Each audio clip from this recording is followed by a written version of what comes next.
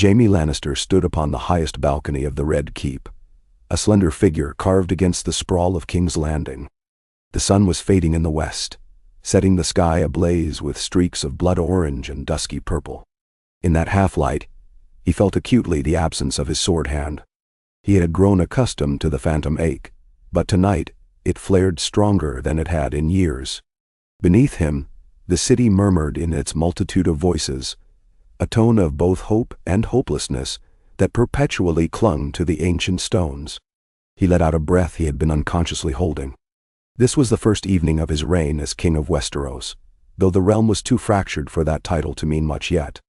But from the rumors drifting in, from the ravens that arrived by the hour bearing dire messages, he suspected it might be the last evening too, or one of the last for the Seven Kingdoms as people knew them.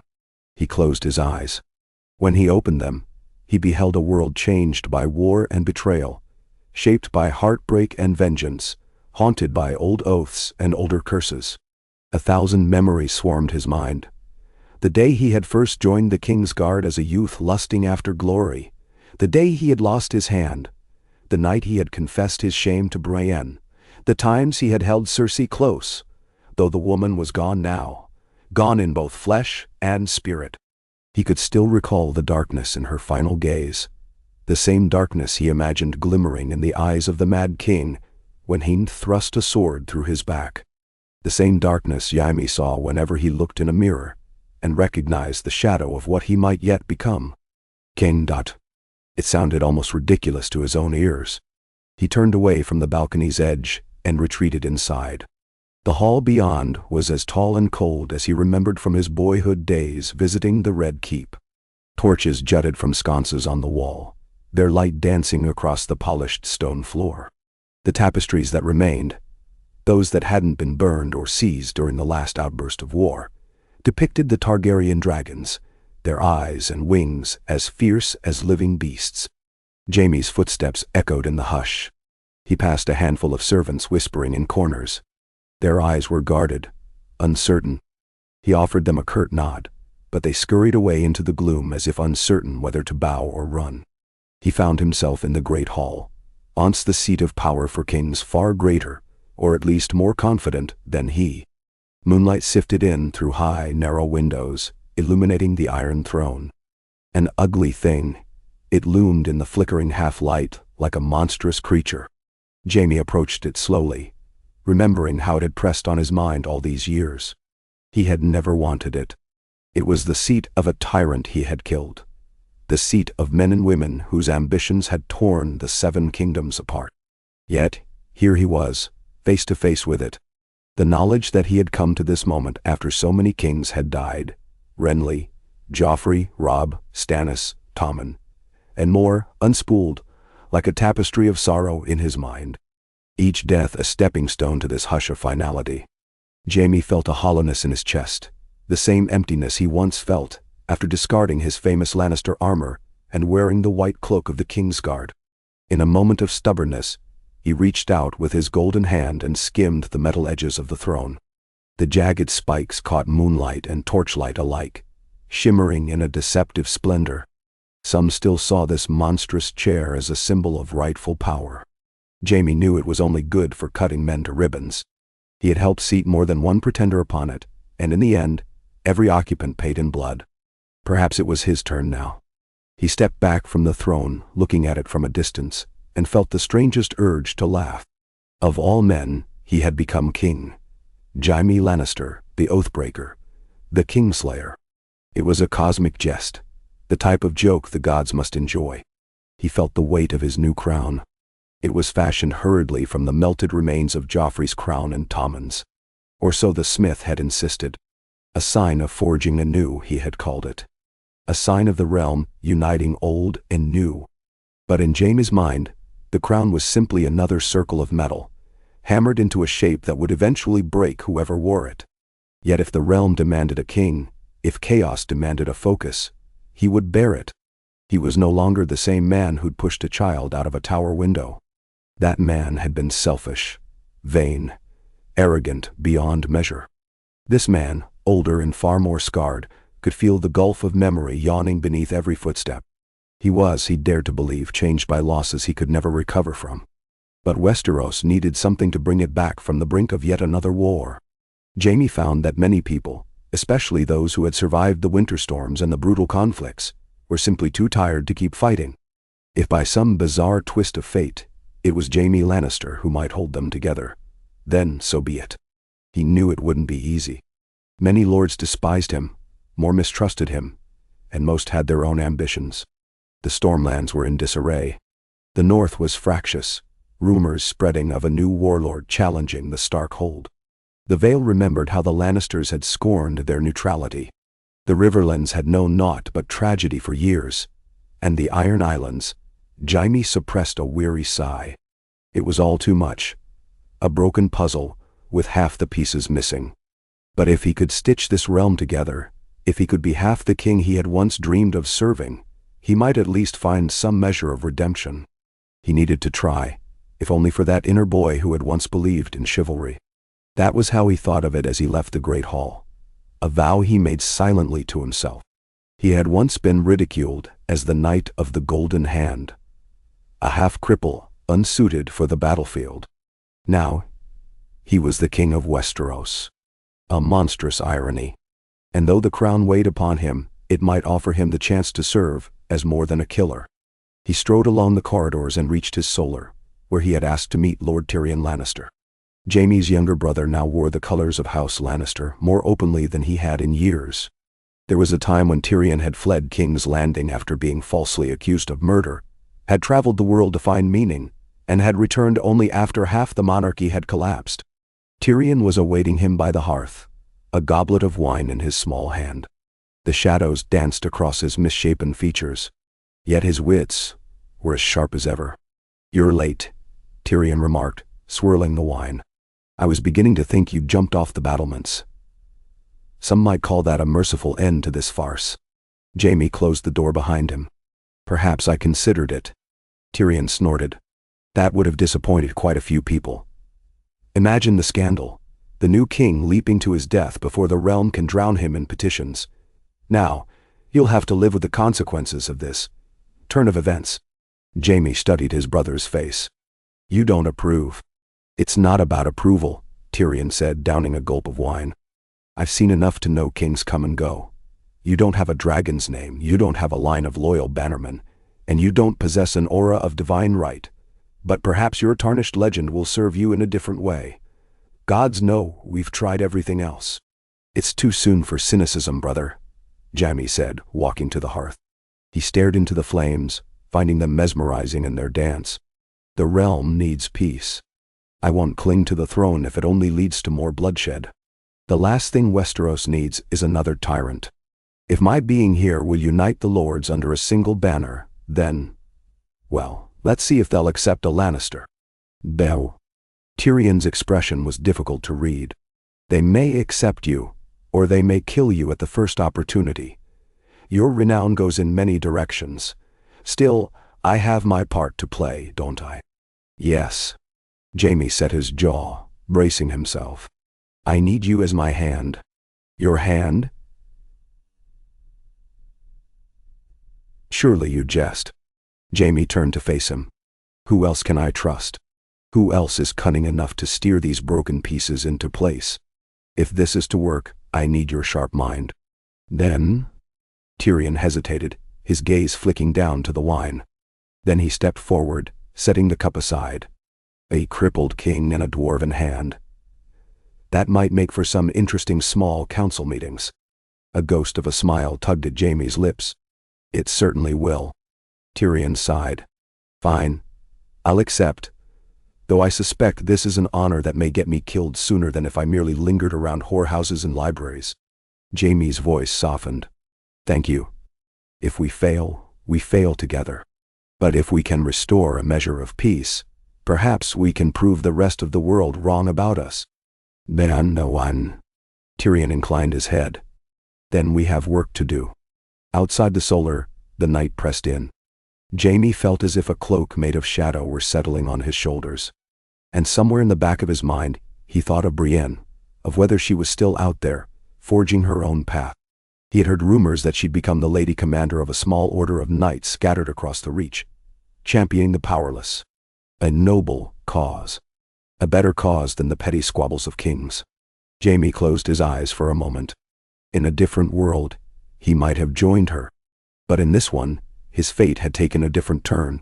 He opened his eyes and nodded to Tyrion. Both men understood, without speaking further, that a new age, an odd and precarious one, had begun with Jaime Lannister, crowned in the Red Keep. Whether that age would last a week, a year, or a generation was a question left to time and the gods. Morning came with a gray, overcast sky. The city began to stir, uncertain about this new reign. Jaime stood before the remnants of the court in the throne room, the iron throne at his back. Tyrion was to his right, solemn in fresh attire bearing a golden lion crest on his doublet.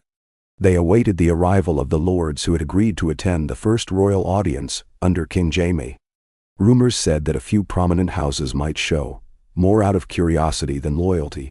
Others would likely stay away, or send only minor emissaries, to see how the political wind blew. When the great doors opened, Jaime's heart gave a little leap of relief to see not just small folk, but also a handful of recognizable banners drifting in. A cluster from the Vale, though not House Arryn itself. A scowling representative from the north, wearing a patched cloak that once had the Stark sigil. A retinue from the Westerlands, bearing the proud golden lion. A small group from the Crownlands, led by a once minor lord who had survived the chaos. And, to his mild surprise, a tall woman in emerald armor with a handful of knights trailing behind her. At first, the sight of her made Jaime's pulse quicken, as if he'd seen Brienne. But no, the face was different, older, and less earnest. Still, the presence of an order of knights with a lady in command reminded him sharply of the one true knight he had ever known. The hall was not crowded, but it was not empty either. A hush fell as the banners parted. Jaime stood straighter, silently cursing his missing hand, wishing he could rest it on the pommel of a sword. But that was the old reflex. Now he must be kingly. He lifted his head and addressed the gathering. His voice carried through the chamber, clear but weighted with the knowledge of who he was. "You have come to hear the words of your king," he began. "I know many of you doubt my right to sit this throne. I have no illusions about how I arrived here, nor will I deny the history that has passed beneath these very rafters. Kings have been made and unmade in this hall. Some with good cause, others through bloodshed. I do not stand here to claim a holy right or a glorious past. I stand here because the realm needs a measure of peace. We have bled ourselves dry with war. We have seen our people starve in winter. We have watched houses crumble under the weight of vengeance. Enough. Now, I call upon all those who still have the will to see Westeros stand as one. Come to King's Landing. Kneel or do not kneel. That is your choice. But hear me. We can end this cycle. We can rebuild. And I, Jaime Lannister, pledge my life to see the realm whole again. Should I fail, I invite you to come and take my head." Ben Nawash.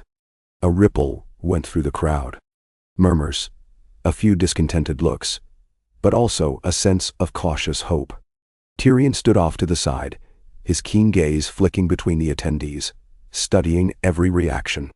The lady in emerald armor watched Jaime with a measuring look. The Northman, in the patched Stark cloak, coughed into his fist and said nothing. The representatives of the Westerlands, clearly bearing the greatest impetus to support a Lannister, bowed their heads. It was a gesture of fealty, if not enthusiasm. Jaime took a breath. "We have invited each region's lords to attend a summit here, to address old grievances, to discuss new boundaries. The winter's most brutal storms have passed, and we must lay new foundations before we plant the seeds for the future. For if we do not unite, if we continue these endless quarrels, there will be no future. Not for us, not for our children." "Men see." Tyrion stepped forward. "Lords and ladies, you heard the king. Should you wish to speak, we welcome you." The murmurs shifted. One of the Vale Lords, a thin man with a neatly trimmed beard, stepped forth. "Your Grace, We hear your words of unity. But many in the Vale wonder how a Lannister can ask for peace when the Lannisters have so often profited from war. Now, a slight hush fell.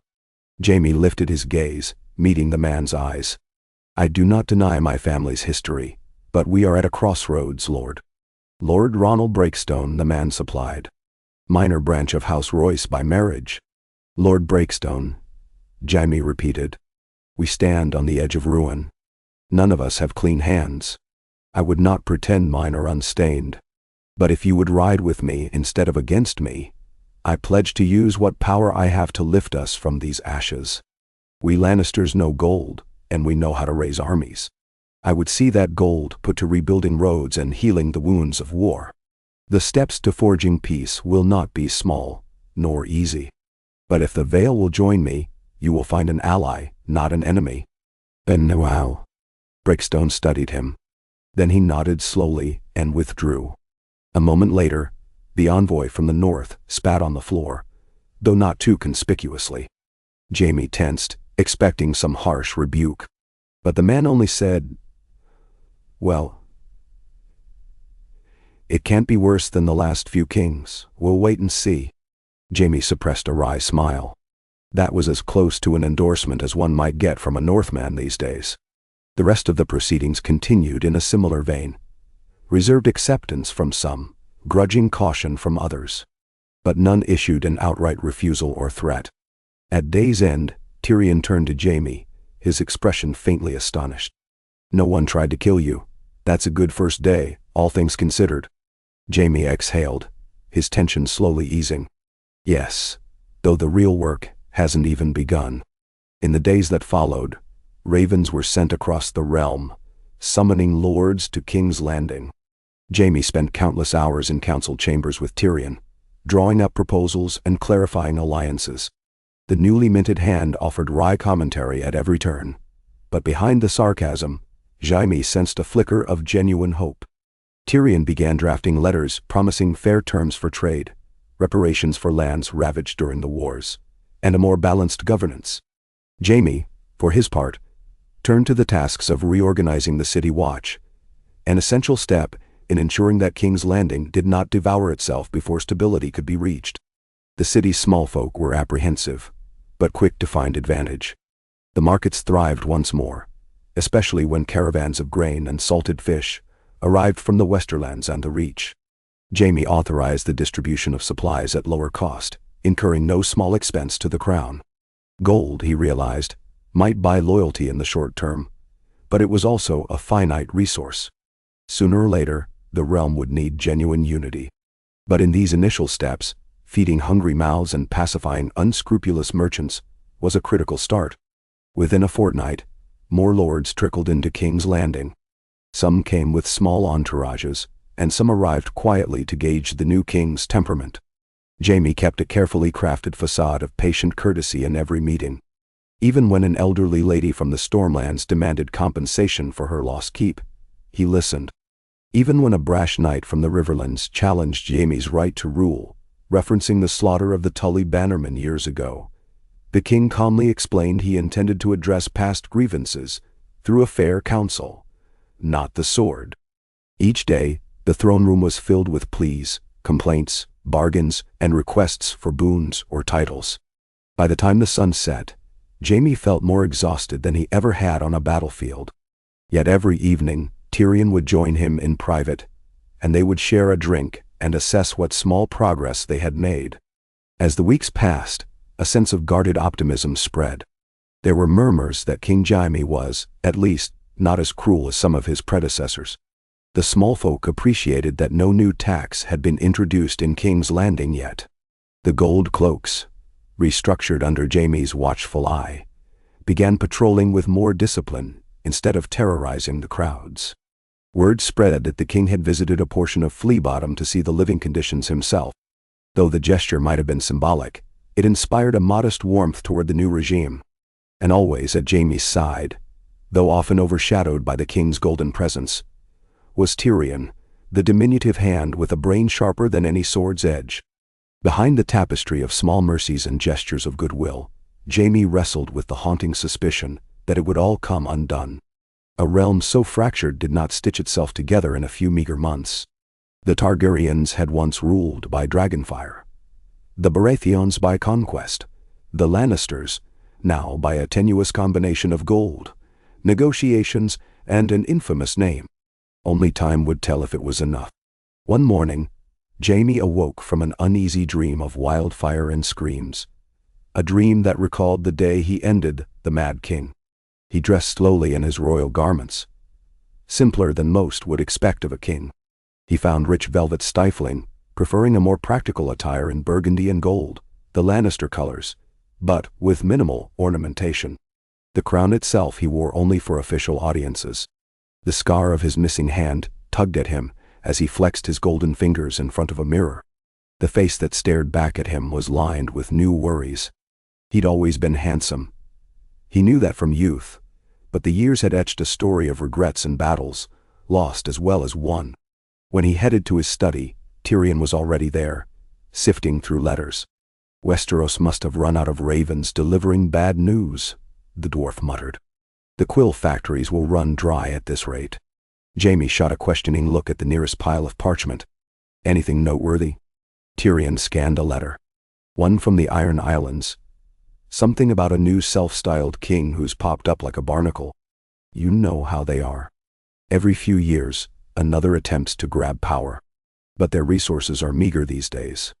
Another letter from the Reach, complaining that the Crown's distribution of grain has disrupted local pricing.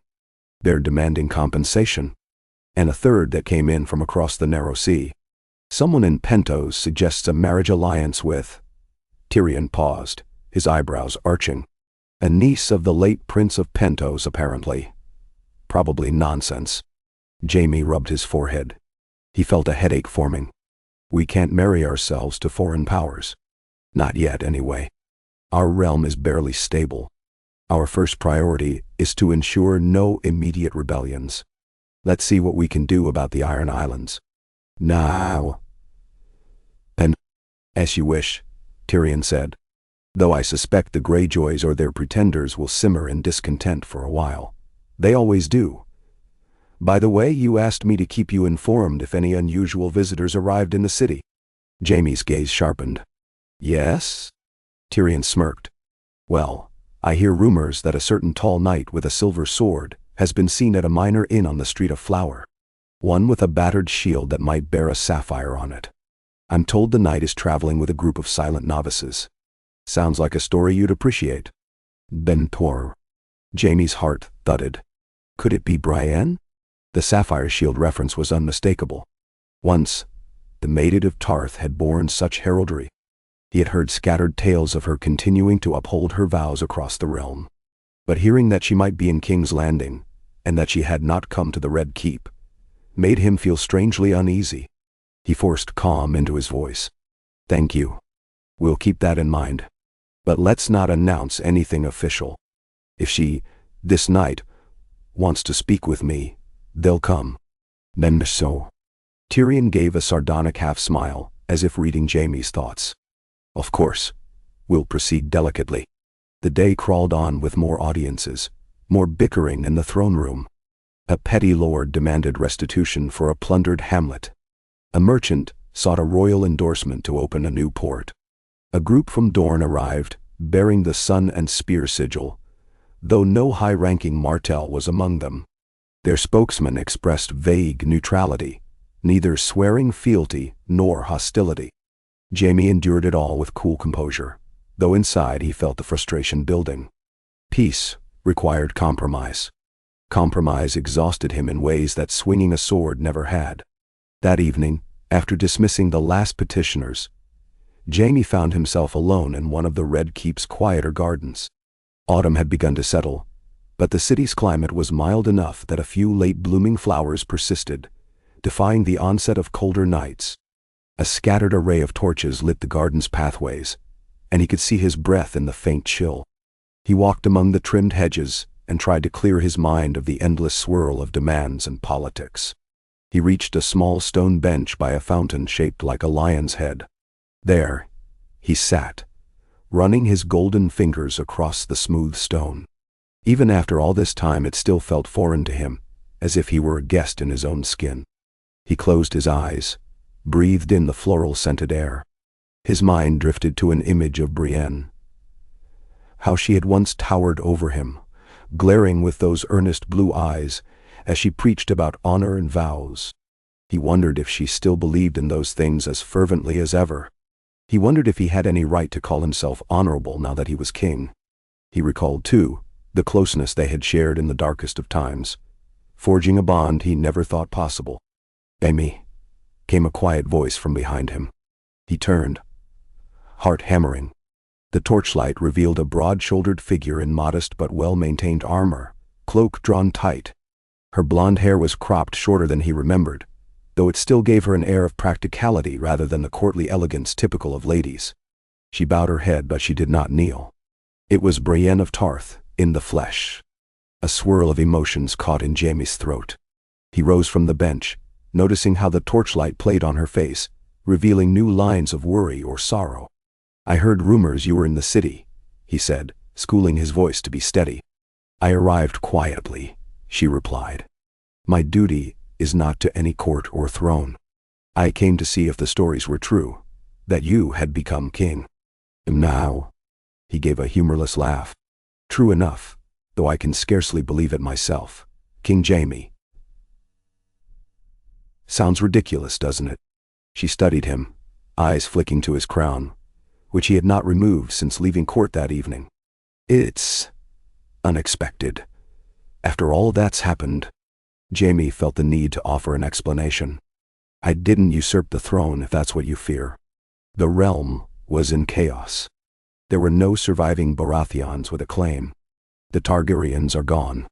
My sister, she died. They needed someone to hold things together, and by some twisted sense of fate, they turned to me. Now," she nodded, though her gaze was distant. "I've heard talk that you're attempting to unite the lords rather than subjugate them. People speak of you as if you might restore peace." He grimaced. "I'm trying, if that counts for anything. But it's no easy task. You must know I never wanted this." Brienne stepped closer. "You once told me you respected the vow you made to protect the people, even though you had to break one vow to honor another. Perhaps you can do the same now. A vow to the realm." "Nena Tramter." "I've already pledged it," Jaime said softly. "But my name doesn't inspire trust. Most of the realm sees me as the Kingslayer. Now I'm the king. The irony is not lost on them." Her lips pressed into a line. "Honorable men have sat the throne and failed. Dishonorable men have sat it and succeeded. The crown changes everything, no matter who wears it. My concern is the people's welfare. That was always my concern." "And mine," Jaime said. "I may not be the knight you wanted me to be, but I swear I'm trying to spare Westeros from another war. Are you staying in the city?" "Then?" Brienne hesitated, her gaze flicking away. "I didn't plan to, but I wanted to see you, to see if you were truly trying to do good. If you are, then perhaps I can help." The words ignited a warmth in Jaime's chest. "Help?" She met his eyes. "I command a small band of knights. True knights," she emphasized. "They come from many backgrounds, most with nowhere else to go. We protect travelers, quell bandits when we can. If you need us to enforce peace on the roads, we could do that, for the realm's sake." "Ma'am?" Jaime felt the pull of an old respect, a sense of admiration for this woman who had once been his captor, then his companion. "If you would do that in my name, I would be grateful. There are too many outlaws roaming the countryside. The wars left the land vulnerable. You could protect the small folk from marauders who exploit the lawlessness." She inclined her head. "We can do that. But it's not just your name I do it in, Jaime. I do it for them." "Then thou." He took a step closer, and for a moment, the regal posture he carried all day slipped. In the flickering torchlight, it was just Jaime and Brienne, with all the unspoken words that had passed between them over the years. "I know," he whispered. "And I thank you." She studied his face. "Be careful on that throne. It has sharper edges than any blade." He grimaced. "Don't I know it?" He paused, swallowing. "Will I see you again before you leave?" Brienne gazed at him, a hint of tension in her stance, as if she weighed a risk. "Yes," she said quietly. "I would like to speak further." He exhaled a breath he hadn't realized he was holding. "Then come tomorrow. The Red Keep is always open to you." A small, wry curve touched his lips. "I'm sure the court will be fascinated." She made a soft sound that might have been a chuckle, though it was subdued. "Very well. Until then, Your Grace." She turned and left the garden, her armored footfalls fading into the distance. For a time, Jaime simply stood there, reflecting on how a single encounter with Brienne could stir so many emotions. The city was quiet beyond the garden walls, or at least quieter than it often was. In that moment, he allowed himself a small kernel of hope that perhaps, with help from knights like her, and with whatever battered sense of honor he had left, he might guide Westeros to a lasting peace. When he returned to his chambers, he found Tyrion waiting, perched on a chair with a wine goblet in hand. My, you've been out late," his brother teased. "Making new alliances or rekindling old fires?" Jaime shot him a weary look. "You're too observant for your own good, imp. Careful. The king has no business insulting his loyal hand." No. Jaime sank into a seat opposite him, rubbing his temples. "I need rest. Tomorrow, there's another onslaught of issues to address." Tyrion hummed thoughtfully. "You know, I never expected to see you like this, Jaime. Striving so earnestly to hold the realm together. Perhaps it's a noble calling after all." "Don't mock me." "Believe it or not, I'm not mocking you," Tyrion said, sipping his wine. "I'm impressed. You've lasted this long without a major rebellion. Most of the lords are at least curious. And from what I hear, the small folk are relieved there hasn't been another wave of bloodletting in the streets." "Ow. That's the bare minimum of what a king should do," Jaime muttered. But inside, part of him was grateful for Tyrion's unusual sincerity. Tyrion shrugged. "Better than many have managed. Still, we can't let our guard down. There are bound to be attempts to seize power the moment they smell weakness. We'll need to formalize alliances with key houses, Bracken, Tarly, maybe even some from the Vale.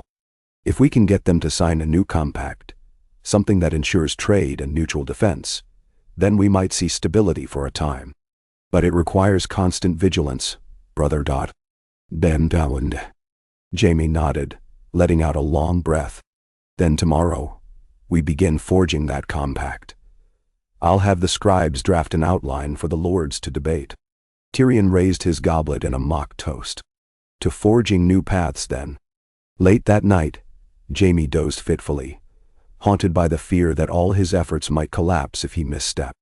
The Iron Throne, carved of 1,000 blades, loomed in his dreams like a beast that consumed those who tried to command it. Sometimes he saw the Mad King's face in the shadows. Sometimes he saw his own reflection, older, lines of regret etched into his brow, a tarnished crown sliding from his head.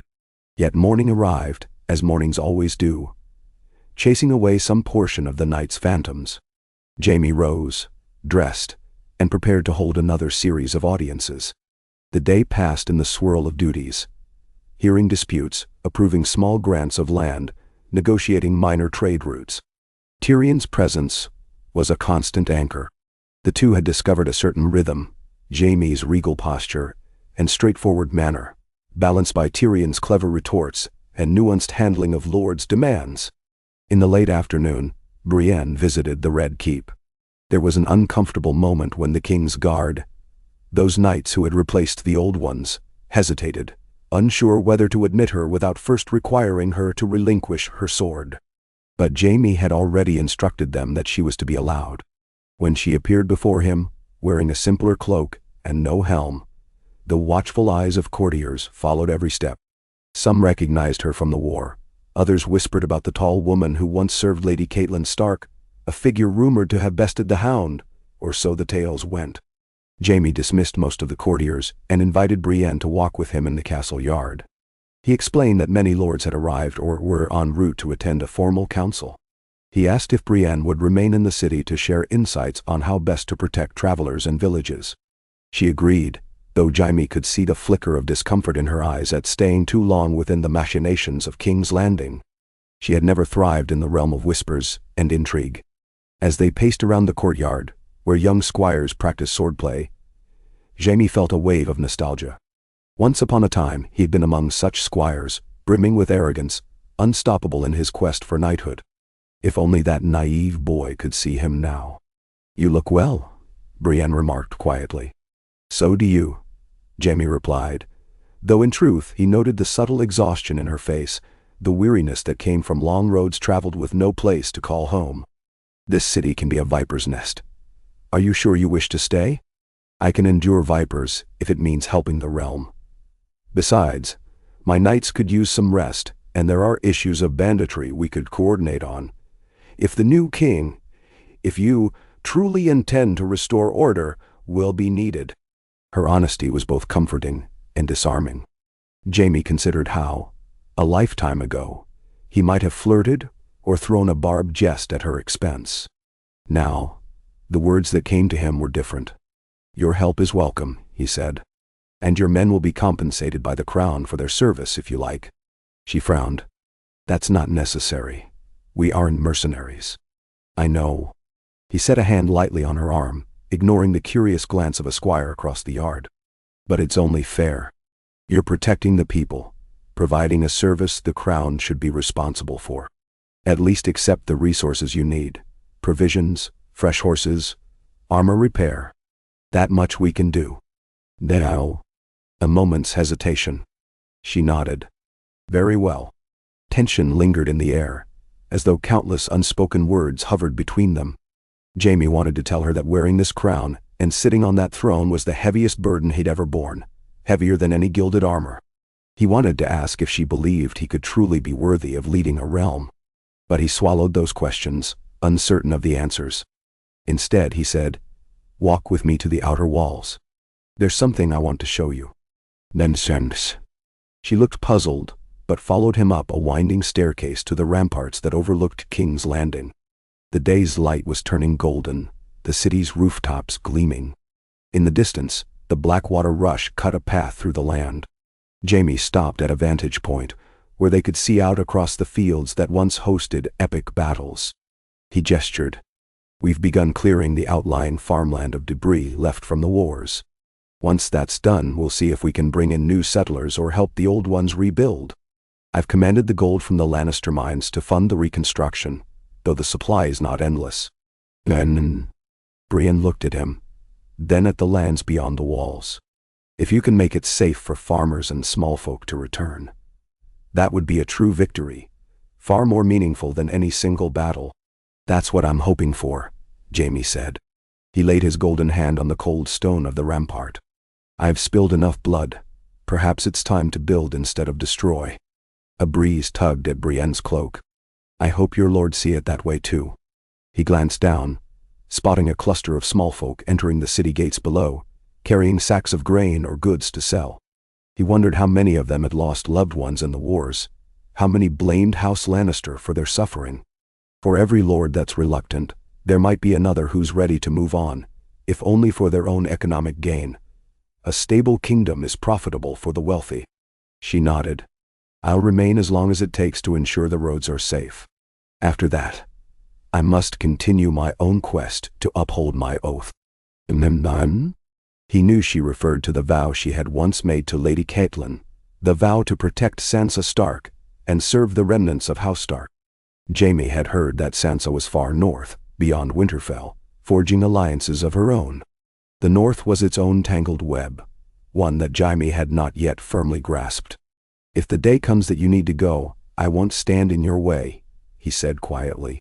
"But I appreciate you being here." Her eyes flicked to his, and for a heartbeat, there was a softness that made Jaime's chest tighten. Then she nodded and turned her gaze back to the horizon.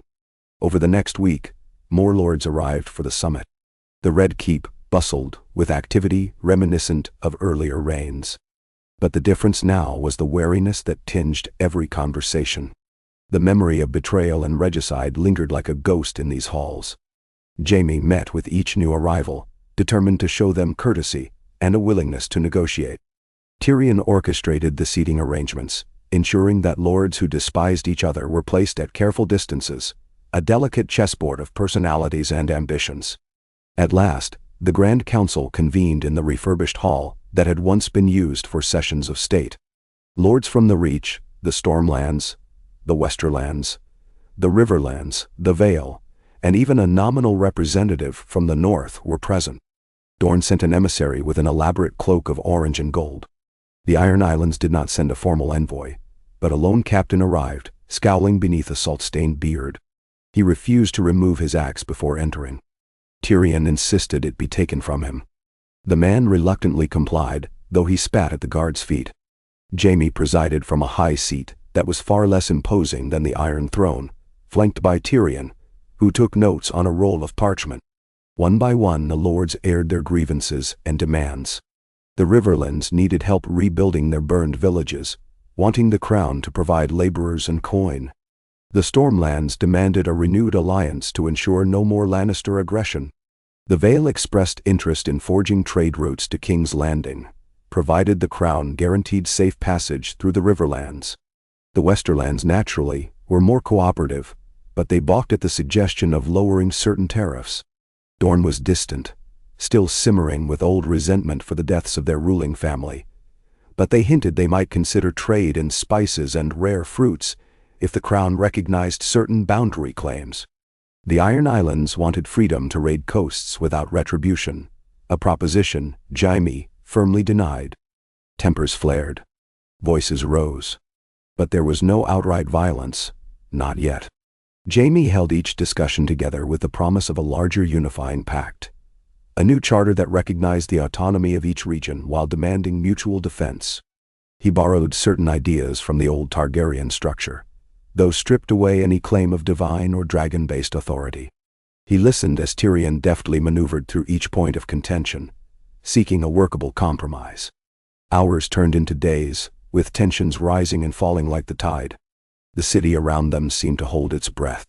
Eventually, they inched toward an agreement. A handful of lords expressed open skepticism that Jaime Lannister, the Kingslayer, could possibly honor such a pact. Some suggested the council elect a neutral regent, or even form a council-based leadership without a single king. Yet the realm's tradition favored monarchy, and the chaos of the last few years had soured many on the idea of a fractured governance. After all, such fracturing had caused near-constant war.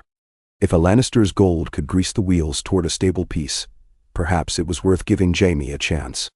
The last day of negotiations arrived. Tension hung thick in the air. The final terms were laid out: reduced tariffs between the regions, mutual defense obligations against raiders or foreign threats, and crown-funded reparations to rebuild the most war-torn areas. In return, the lords recognized Jaime as king in name, with the caveat that any signatory could withdraw if he grossly violated the terms or resorted to tyranny. It was a radical notion in a land used to absolute monarchs, but Jaime found he didn't mind. Perhaps the threat of losing their support would keep him honest. He wanted this to be a realm governed by consent rather than fear. When the documents were finally presented, each lord and representative stepped forward to add their seal or signature. A hush fell as Jaime took a quill in his left hand, his awkward left hand, and signed his name with deliberate strokes: Jaime of House Lannister, King of the Seven Kingdoms, though perhaps in name only, Protector of the Realm. The quill scratched across parchment as though writing the final lines of a prophecy. When he set it down, there was a collective exhalation. Tyrion, eyes bright with cunning and satisfaction, stepped forward to distribute the copies for each region's record. "It is done," the dwarf declared. "We have achieved what so many thought impossible. A new accord for peace." A smattering of polite applause broke out. Some lords wore tight smiles. Others looked pensive, as though suspecting a trap. But for the moment, the realm had a framework upon which to rebuild. Jaime sat back in his chair, feeling relief wash over him like a tide. He knew the real work was only beginning, that enforcing this accord would require constant vigilance. Still, it was a step. That night, a modest feast was held in the Red Keep. The grand feasts of old had been extravagant affairs with performers, mountains of roast swan, and fountains of wine. Jaime kept this one smaller, more practical, reflecting the lean times. Yet there was music in the hall, and the wine that was served was good, if not in endless supply. Lords who had battled each other not long ago now mingled cautiously, exchanging guarded pleasantries. Jaime made sure to speak to each of them, projecting goodwill. He found Brienne standing near a pillar, watching the festivities from a distance. She was dressed in her usual practical garb, though she had removed most of her armor. The torchlight caught the golden thread in her hair, creating a halo effect. He approached, noticing again how tall she was, and how her presence exuded a quiet strength. "You look like you'd rather be anywhere else," he said, offering a small smile. She glanced around at the assembled lords and knights. "Courtly feasts were never my place, but I had to see if your council truly ended in peace." He nodded. "For now. Tomorrow, the lords will start leaving, returning to their lands to implement what we agreed upon. My hope is that they actually honor it, at least for a time." "Ben? Are you satisfied with the outcome?" she asked. Jaime considered. "It's a fragile alliance, built on suspicion and convenience. But it's more than we had yesterday. Yes, I'm satisfied, cautiously." She dipped her head.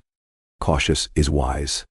He hesitated, then softly said, "I know you prefer the open roads to these halls, but would you stay a while longer?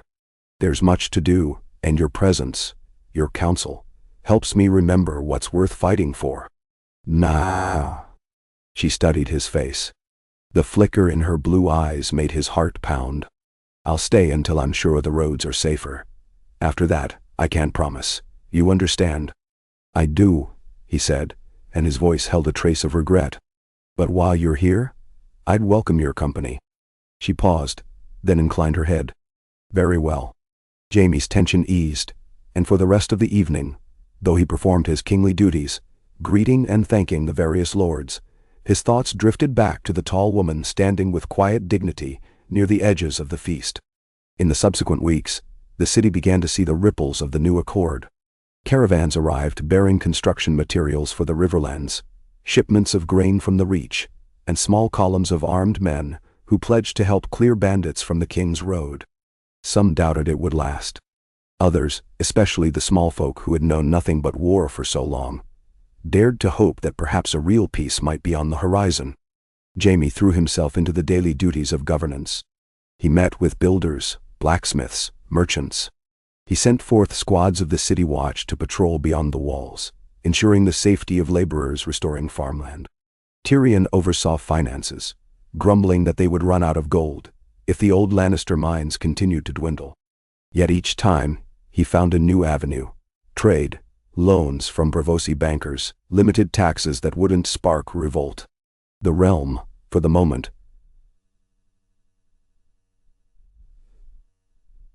slowly inched toward stability. Meanwhile, Brienne and her knights made regular patrols out of the city, flushing out pockets of outlaws. She reported her findings to Jaime in concise, clipped tones, never embellishing. Once, she sustained a wound in a skirmish, a slash across the upper arm. Jaime worried, but she simply shrugged it off as a minor inconvenience. Their conversations grew more comfortable as the days passed, though rarely straying into personal confessions. Still, her presence reassured him that he was not alone in wanting to protect the common folk. The court, too, began to adapt to this new normal. Lords came and went with less fanfare, sometimes seeking Jaime's judgment on small matters. They found him stern but not cruel, lacking the flamboyance of previous monarchs. Some whispered that he was too pragmatic, too modest for a king. Others found it refreshing. Slowly, the Seven Kingdoms, at least those that recognized his rule, began to function under Jaime Lannister's reign. Yet, shadows lurked. Reports came that the Iron Islands remained restless. The old rumor of a new king of salt and rock persisted, though no open hostilities had yet been declared. In the north, a new threat loomed as a band of outlaws, with a charismatic leader was said to be clashing with local lords. Jaime tried to rally the northern representative to request aid from the crown, but the man was cagey, refusing to confirm or deny the severity of the problem. In one of his late-night councils, Jaime voiced his concerns to Tyrion and Brienne, who had joined them at Jaime's request. They convened in a smaller solar for privacy, the hearth crackling with a warm fire. "If there's an uprising in the north, it could fracture the pact we've just forged," Jaime said, pacing. "It's too soon. We're not strong enough to intervene directly, and the northern lords might see it as an invasion if we try." Tyrion rubbed his temples. "What if we send an envoy of knights, not an army? Let them assess the situation. If the northern outlaws are a real threat, perhaps we can provide resources, not men." Brienne leaned forward. "I've traveled the north. The winter was harsh, and the people there survived dire times. Many resent the south for ignoring their plight, until it was nearly too late. We need to approach carefully." "Menand." Jaime nodded. "Then perhaps you should go, Brienne. You understand their mindset better than most southerners. See what's truly happening." She hesitated, glancing at Jaime. "If you think that's wise. But leaving King's Landing now." He lifted a hand, the golden fingers gleaming in the firelight. "I'll manage here. Tyrion's cunning can handle the day-to-day, and the lords might appreciate me stepping in personally when needed. But you have a way of speaking with honesty that cuts through suspicion. Go to the north. Evaluate the threat, and if possible, negotiate with those lords or outlaws. If they won't listen, at least we'll know what we're facing." "No." Brienne considered. "Very well. I can muster my knights. We'll leave soon." Tyrion snorted. "And you expect me to remain behind with the oh-so-joyful tasks of balancing the crown's books and fending off petitioners? I see how it is." Jaime mustered a weary smile. "Think of it as an honor hand. This realm needs your intellect, and I can't have you gallivanting off to the north where your biting wit might freeze solid." "Then?" Tyrion rolled his eyes but smirked. "Fine. But don't say I didn't warn you when half the lords come demanding more money for their roads." After the meeting broke up, Jaime lingered with Brienne a moment by the hearth. The flames cast shadows across her earnest features. He remembered a time when he had been at his lowest, chained and humiliated, and she had stood by him, refusing to yield her own code of honor. Now, she was about to depart again, possibly facing danger in the north. "Be careful," he said quietly. She looked at him, her expression subdued. "I always am. Thank you, Your Grace." He swallowed, feeling the formality of her words like a barrier between them. "Brienne," he began, but then found he had no adequate words to express everything he felt.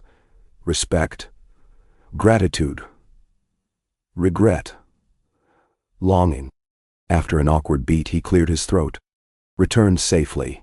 This realm needs knights like you." Her gaze softened.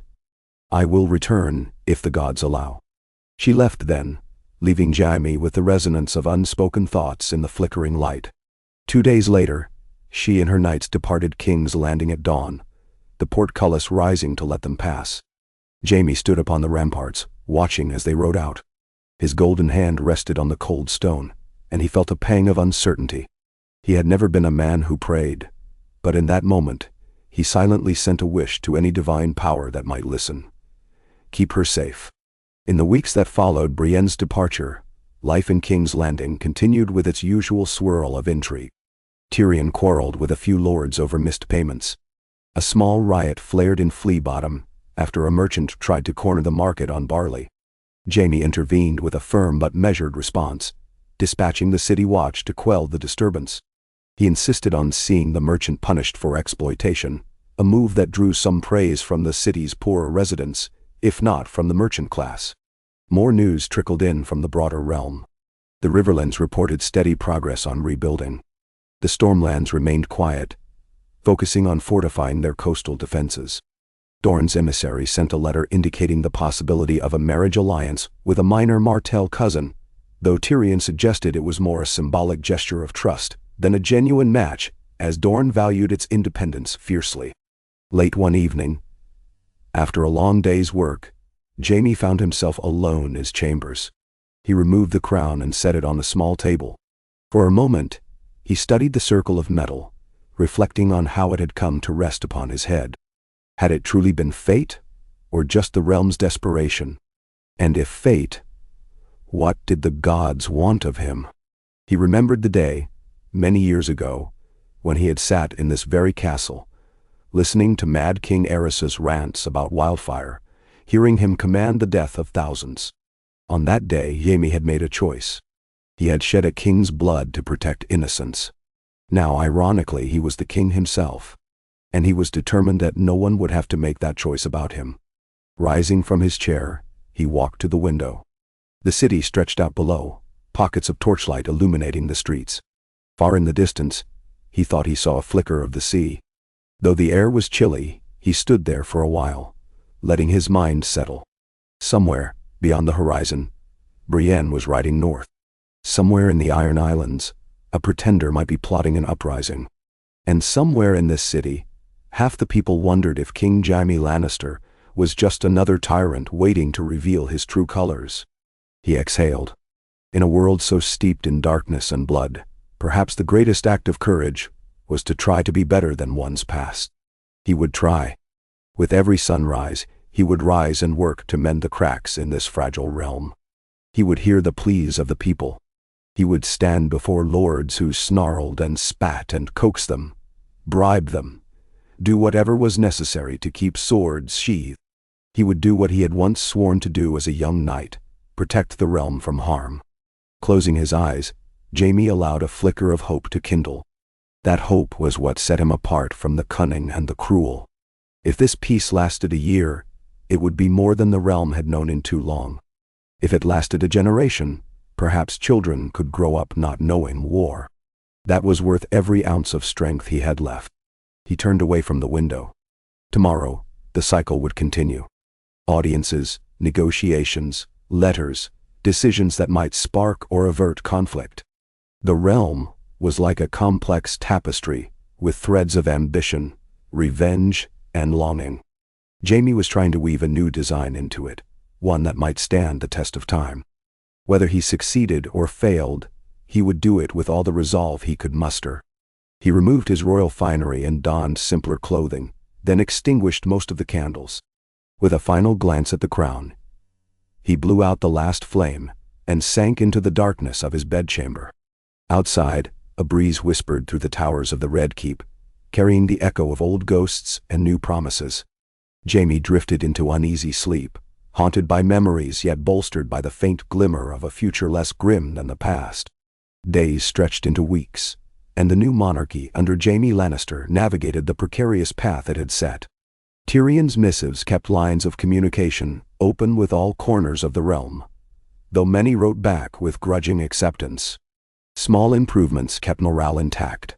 Roads were patrolled more regularly, trade caravans traveled with fewer delays, and the city watch cut down on blatant corruption. Yet the seeds of doubt remained in many hearts. Some believed Jaime sought only to glorify his house. Others whispered that the Lannisters would slip back into tyranny once they consolidated power. Jaime continued to endure the swirl of rumor and distrust, forging ahead with his tasks. He spoke with masons about reconstructing ruined villages, conferred with merchants on stabilizing prices, and paid personal visits to the training yards where new recruits for the city watch were drilled. Each day was a balancing act. Show enough firmness to maintain order, but not so much as to reignite old hatreds. He carried the memory of the Mad King's cruelty like a warning sign, determined never to become such a monster. From the north, word arrived sporadically. Brienne sent ravens detailing her progress. She confirmed a troubling situation. Scattered bands of outlaws roamed the edges of the north, led by a charismatic deserter who claimed the region had been abandoned by southern kings for too long. Many small folk, desperate after the harsh winter, were listening to him. She negotiated with some of the local lords, urging them to unify under the newly signed accord rather than revert to old grudges. Her letters were succinct, matter-of-fact, yet Jaime read them over and over, gleaning every nuance. She seemed to be making progress, forging fragile truces in remote villages. But the threat persisted. For a time, the realm existed in a tenuous equilibrium, as if the entire continent balanced on the edge of a knife. Jaime felt the tension every day, a subtle knot between his shoulders. At night, he dreamed of old battles and ghostly figures, some with Targaryen violet eyes, others with lion crests. In those dreams, a chorus of voices whispered, "King Slayer, Oathbreaker, King." Yet upon waking, he rose to face the day's struggles anew, steadfast in his purpose. His brother's wit kept him grounded, and the faint thought of Brienne's unwavering resolve spurred him onward. He knew not if history would condemn or praise him, but in the present, he had a realm to save. It was in this charged atmosphere that a new rumor surfaced. A band of mercenaries had crossed the sea from Essos, hired by unknown sponsors, and were moving toward the Stormlands. The old fear of foreign sellswords rattled many lords. Jaime ordered swift inquiries. Who had hired them, for what cause? As fragments of intelligence trickled in, Tyrion suspected a displaced noble from the war had sold holdings in Essos to raise an army, seeking revenge on the crown. But evidence was sparse. The possibility of a new armed threat tested the realm's unity. Some lords from the Stormlands demanded immediate royal intervention. Others balked, citing the still fragile agreement as reason not to commit troops. Tensions flared in council meetings. Jaime found himself at odds with certain Western lords who refused to send men to fight in the Stormlands, citing a lack of direct threat to their own lands. Memories of the War of the Five Kings festered, making any talk of rallying armies a delicate matter. In the midst of this brewing crisis, Tyrion came to Jaime with a suggestion. We need to show that we stand by our pact. If one region is threatened, we all respond. Otherwise, the entire structure collapses. Jaime rapped his golden hand on the table. Agreed. But how do we convince the holdouts? Tyrion's eyes glittered with cunning. We gather a royal force, small but elite, and march with them into the Stormlands ourselves. Let the realm see their king leading from the front, not hiding behind castle walls. That might shame the reluctant lords into joining, or at least silence their objections. Of course, it's risky. If you're killed, well, the end of everything. Jaime considered the prospect. Once, he had been the finest swordsman in the realm, but losing his right hand had changed that. He could still fight, having trained relentlessly with his left, but he was no longer unstoppable. The thought of leading an army felt strangely distant. Yet, if this was what the realm needed, he nodded. You're right. We must show we're serious. I'll assemble a trusted group of knights, perhaps a few hundred men, enough to bolster the Stormlands garrisons and deter these mercenaries. If the lords see me taking the risk, maybe they'll send reinforcements. Tyrion sighed. Then I suppose I'll remain here, running the capital in your absence. If you'd rather I come? No, Jaime interjected. King's Landing needs your mind. And if something happens to me... He trailed off, the weight of that possibility pressing on him. You'll need to keep things together. Tyrion's face darkened. Don't speak of that.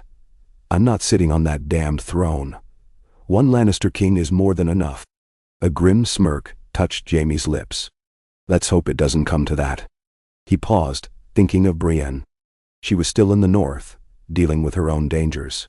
He silently wished she could be by his side for this, but duty had called her away. Preparations began at once. Over the course of a fortnight, Jaime readied a small contingent of knights, men who had served under the new monarchy and sworn loyalty not just to House Lannister, but to the realm's cause of peace. He commissioned new banners, not the traditional lion of Lannister alone, but a modified sigil that placed the lion within the crown, symbolizing unity. The significance was subtle, but he hoped it would send a message. When the day came to depart, Jaime donned his armor, forging a sense of familiarity from old routines. The left gauntlet fit snugly. The right side was adjusted to accommodate his golden prosthetic. He wore no elaborate cloak of white or red, but a subdued cloak in black, with the new sigil pinned over his heart. The assembled knights saluted him as he mounted his horse in the Red Keep's courtyard. Tyrion stood by, giving last-minute instructions on supply lines and routes. A hush fell as Jaime looked over the men, his voice carrying across the yard. We ride to uphold our pact, he said simply. The Stormlands fear an invading force. We will stand with them. Let all who see our banners know that this realm does not bow to threats, foreign or domestic. Bah! A cheer rose, somewhat muted but genuine, echoing off the stone walls. Jaime cast one more look at Tyrion, who lifted a hand in a gesture of farewell. Then he spurred his horse forward. The gates opened, and King Jaime Lannister, flanked by his royal knights, rode out of King's Landing to face a new trial by conflict. The journey south followed the main roads, through lands that still bore the scars of war. Jaime observed villages in varying stages of recovery. Some had begun to flourish again, fields of wheat rippling in the late-season wind. Others remained half-ruined, with charred timbers and collapsed rooftops. The people watched from doorways, uncertain. Yet when they saw the king passing by, some offered bows or cautious waves. Jaime acknowledged them with a nod, feeling a mixture of responsibility and sorrow. These lands had seen so much blood. As the company pressed deeper into the Stormlands, they joined with local forces mustered by a lesser branch of House Baratheon, though no direct Baratheon heir remained. The old seat of Storm's End was maintained by stewards, and the local lords who had once pledged fealty to the Baratheon kings were now affiliated with Jaime's monarchy. They greeted him with a mix of respect and lingering distrust. He spent time assuring them of his intentions, repeating that this was a mission of protection, not conquest. Soon, scouts brought word that a mercenary group of approximately 3,000 men was camped near the southern coastline, apparently hired by a disgruntled minor noble, whose name was lost to history. The mercenaries had begun raiding small towns, demanding tribute, and threatening to raze them if refused. Jaime gathered his knights and the Stormland forces, preparing a defensive strategy. He set up camp near a small river that lay between the invaders and a cluster of vulnerable hamlets. His plan was to hold the crossing, forcing the mercenaries to either engage his position or retreat. Days stretched on as they waited. Jaime used the time to fortify their camp, build makeshift barriers, and send out reconnaissance. The tension was thick, reminiscent of earlier wars. At night, he walked among the tents, remembering the countless camps he had inhabited as a younger man. Everything was different now. He was no longer the Golden Knight seeking glory, but a king seeking to avoid unnecessary bloodshed. When the mercenaries finally appeared, they did so in loose columns along the horizon, banners of various free companies snapping in the wind.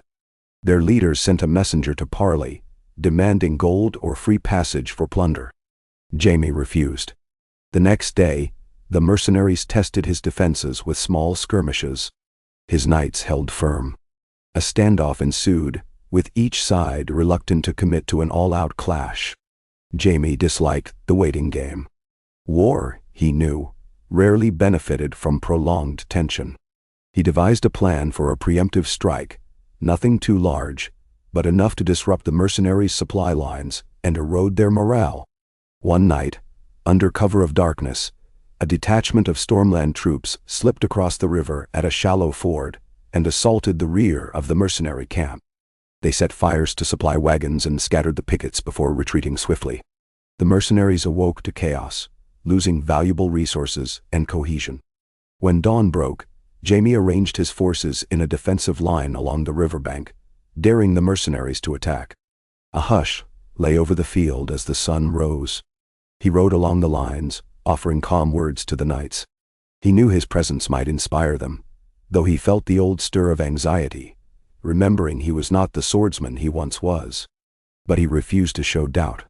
The mercenaries responded with an assault, a ragged but forceful charge across the shallowest section of the river. Jaime's archers loosed volleys, cutting down the front ranks. Stormland spearmen braced. The clash that followed was brief yet brutal. Mud churned as men screamed and died. Jaime himself, surrounded by a handful of royal knights, engaged a pocket of enemy fighters who broke through. He wielded his sword with his left hand, deflecting strikes and aiming precise counter-thrusts. Though not as swift as in his youth, he fought with a seasoned warrior's cunning, compensating for his missing sword hand by using footwork and timing. A mercenary lunged at him, a savage grin on the man's lips. Jaime turned the blow aside with a shriek of steel, then ran his blade through the attacker's chest. Hot blood spattered. Another came at him from the left, but one of Jaime's knights slammed a shield into the man, knocking him off balance. Jaime pivoted and slashed, dispatching him. He felt the old adrenaline surge, the echo of battles long past. But it was tempered by a different awareness now. Every death was a tragedy, even the enemies. Before midday, the mercenaries broke. Leaderless and demoralized, they retreated in disarray. Some threw down their arms and surrendered, seeking mercy. Others fled toward the coast. Jaime halted the pursuit at a certain point, unwilling to slaughter them outright. He ordered the acceptance of surrender, ensuring no wanton killing of prisoners. The field smelled of blood, river water, and churned earth, but the crown's forces stood victorious. In the aftermath, Jaime surveyed the fallen. Men in foreign garb lay among his own. A few Stormland soldiers wept over slain comrades. Jaime's golden hand felt heavier than ever as he dismounted, giving instructions for the wounded to be tended, enemies included. He felt no exultation at this triumph, only a grim sense of relief that the threat had been contained. The mercenaries who surrendered were disarmed, offered a choice: swear never to raise arms against the realm again and leave Westeros, or face trial and possible execution. Most chose to depart, cursing the unknown sponsor who had hired them under false promises of easy plunder. News of the victory spread quickly, and the lords of the Stormlands, who had doubted Jaime, found themselves impressed. A king who took the field personally, who fought and bled beside his men, and who showed mercy afterward. This was a new sight. They offered him fealty with more sincerity than before. Jaime accepted, but his mind was preoccupied by the cost of the battle and the uneasy sense that another threat would inevitably arise. After ensuring the region was secure and leaving a small garrison, Jaime prepared to return to King's Landing. The march back was subdued, the knights nursing their wounds, physically and mentally. Upon arriving at the capital, they were met with cautious celebration. The city's small folk cheered the king's safe return, hailing him as a protector. Jaime forced himself to smile in acknowledgement, though inwardly he felt only the weight of responsibility. Tyrion greeted him in the courtyard. "You've done it. A resounding success, from all reports. The realm will see you as a true king now." Jaime dismounted, feeling exhausted down to his bones. "Let's hope they see a realm worth defending, not just a king." Tyrion's eyes flicked to a fresh gouge in Jaime's armor. "You're hurt?" "Just a scratch," Jaime said, though he had bruises and a shallow cut across his shoulder. "I've been through worse." They retreated to the privacy of a solar, where Tyrion recounted the events in the city during Jaime's absence. Petitions, bickering among lords, and a new rumor that House Greyjoy was stirring again. Jaime sank into a chair, the weight of the monarchy pressing on him anew. It seemed that every success was met by another looming crisis. Yet the realm still stood, and for now, the alliance held. He looked at the crown resting on a stand near the fireplace. It glimmered in the dancing light, an innocent circle of metal that carried the power to shape nations. He remembered how it felt to first touch the Iron Throne all those years ago. The pang of regret he carried for killing the Mad King, and the long journey that had led him here. If he had to be king, he would shoulder it. He would do what it took to keep Westeros from tearing itself apart yet again. Late that evening, he thought of Brienne, somewhere far north, navigating her own perils. He wrote a message for her, inquiring about her progress, expressing the realm's gratitude for her efforts, and, though the words were indirect, his personal concern for her safety. He stared at the parchment before sealing it, wishing he could express something more personal. But the gap between them felt as wide as ever, with an entire kingdom occupying the space. Perhaps if the gods were kind, they would have a moment of peace to speak freely one day. For now, King Jaime Lannister laid down his quill and prepared for sleep, heart heavy, but unbroken. The last rays of moonlight caught the edges of the crown.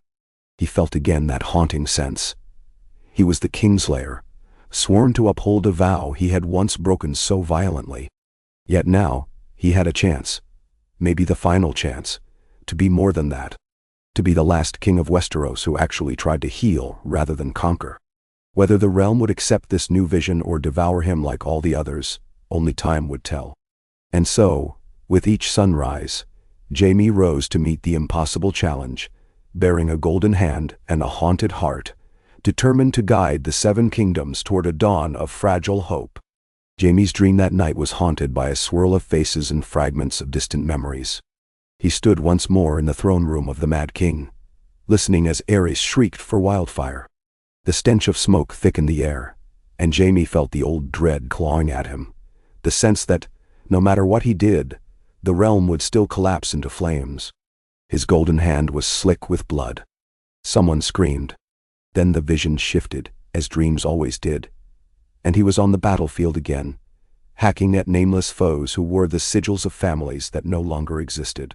At the edges of this chaos, he glimpsed Cersei's face, pale and haunted. And behind her, like an anchor in the maelstrom, stood Brienne, her wide-set eyes holding neither judgment nor pity, only a resolute determination. He woke before dawn, heart pounding. For a moment, he could not place himself. Then he recognized the tapestries of the royal bedchamber, the hush of the Red Keep in the dark, the crown resting on a table nearby. He blew out a breath. It was only a dream. Still, his skin felt clammy, and his heart thudded as though he'd fought a real battle. He lay back and let his breathing slow, staring at the canopied ceiling until the first flush of daylight crept through the shutters. When the hour grew less obscene, he rose and dressed in a simple tunic of burgundy. The day would be long. There were always letters, petitions, squabbles among lords, and all too often, new threats. The victory in the Stormlands had earned him a measure of respect, but no one believed the realm's peace would remain unchallenged for long.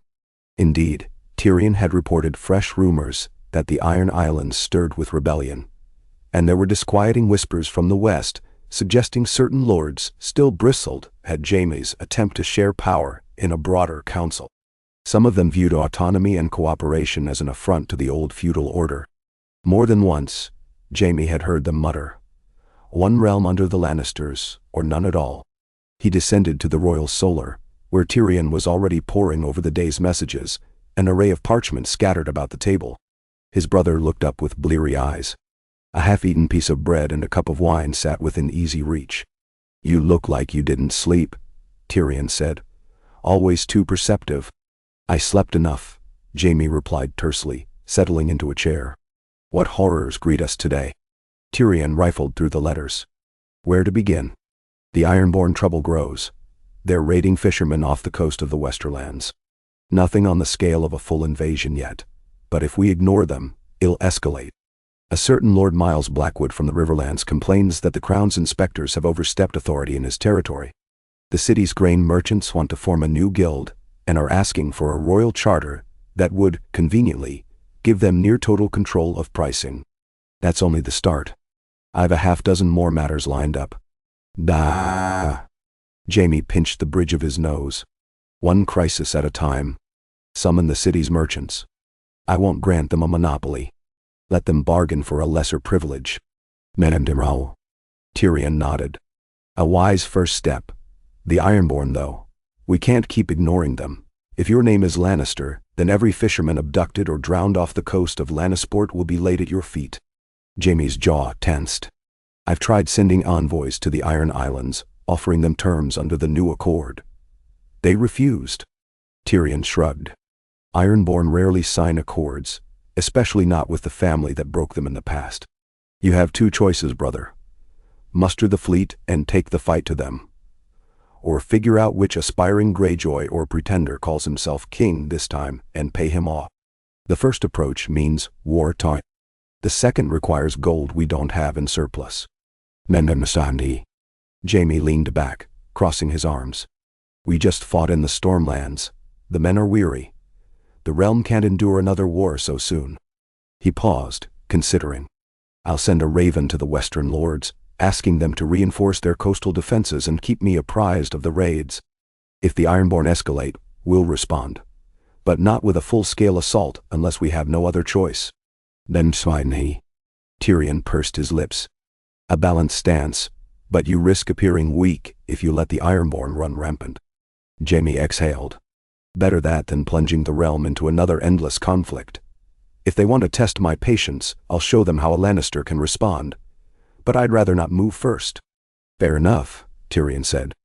Let me guess your next question. Is there word from Brienne? Jaime's eyes flicked to his brother. It's been a fortnight since her last letter.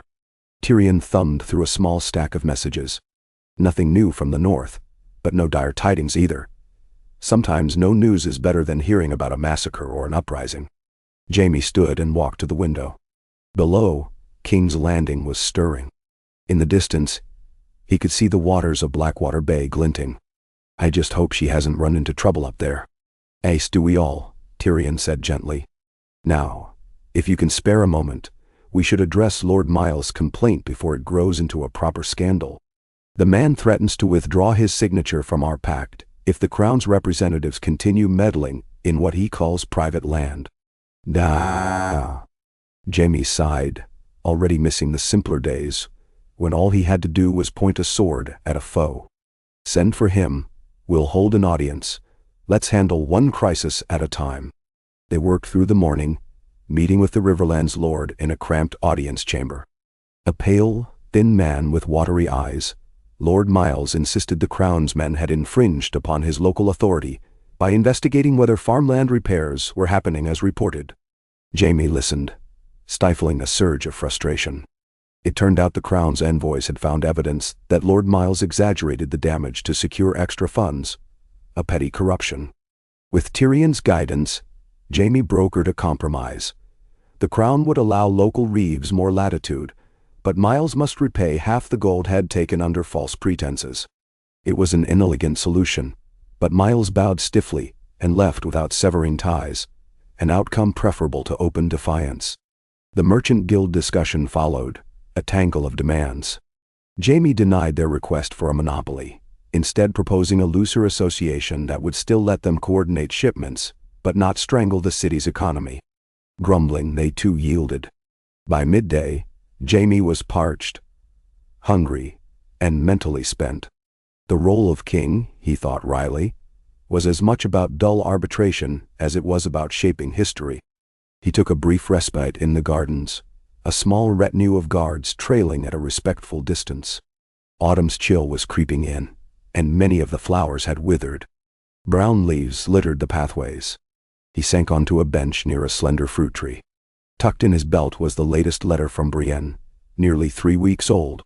He took it out, rereading her neat, blunt script. She described negotiations with a handful of minor northern lords, men who had once fought for House Stark, but now doubted the stability of the South. She'd helped quell a roving band of brigands who preyed on villages near the Wolfswood. The letter ended with a simple line, "I continue to do my duty. I hope you do the same." No flowery sentiments, but he could feel the sincerity behind those words. He closed his eyes, wishing for the 100th time that she were here, to speak plainly about the realm's perils without all the posturing. Or perhaps he wanted her here for other reasons entirely, ones he scarcely dared acknowledge. It felt strange, pining for someone in the midst of so much responsibility. But there it was. "Your Grace," came a soft voice from nearby. One of his knights, a reserved man named Sir Walden, stood with a formal bow. "Pardon the intrusion, but a raven has arrived. The maester says it bears the seal of Lady Brienne." Jaime's eyes snapped open. "Bring it to me at once." He tried to remain outwardly calm, but his pulse quickened. When the knight returned with the small scroll, Jaime dismissed him and hurriedly broke the wax seal. A single sheet of parchment, scrawled in Brienne's deliberate hand. "Your Grace, the situation here is more precarious than I initially understood. The so-called outlaw leader who stirs discontent in the north calls himself Wendrick Snow, a supposed bastard scion of a forgotten northern line. He speaks of independence, claiming the South has always betrayed the North. Some folk are drawn to his cause out of despair. I have persuaded certain lords to reaffirm their loyalty to the Crown's pact, but Wendrick's ranks grow faster than they can crush him. I fear an armed confrontation is inevitable if we cannot sway him peacefully." I request additional support, diplomatic, if you can spare it. I will try once more to negotiate with Wendrick to dissuade him from open rebellion. But if that fails, I must rely on those lords still loyal. Know that I do all in my power to prevent bloodshed. Pray for our success. I remain in your service. Brienne of Tarth. Then so. Jaime exhaled slowly, reading and rereading the lines. The North threatened to slip away from the realm if this Wendrick Snow ignited a new war for independence. Should that happen, the fragile alliances binding the 7 kingdoms could unravel. Hadn't they all lost enough to war?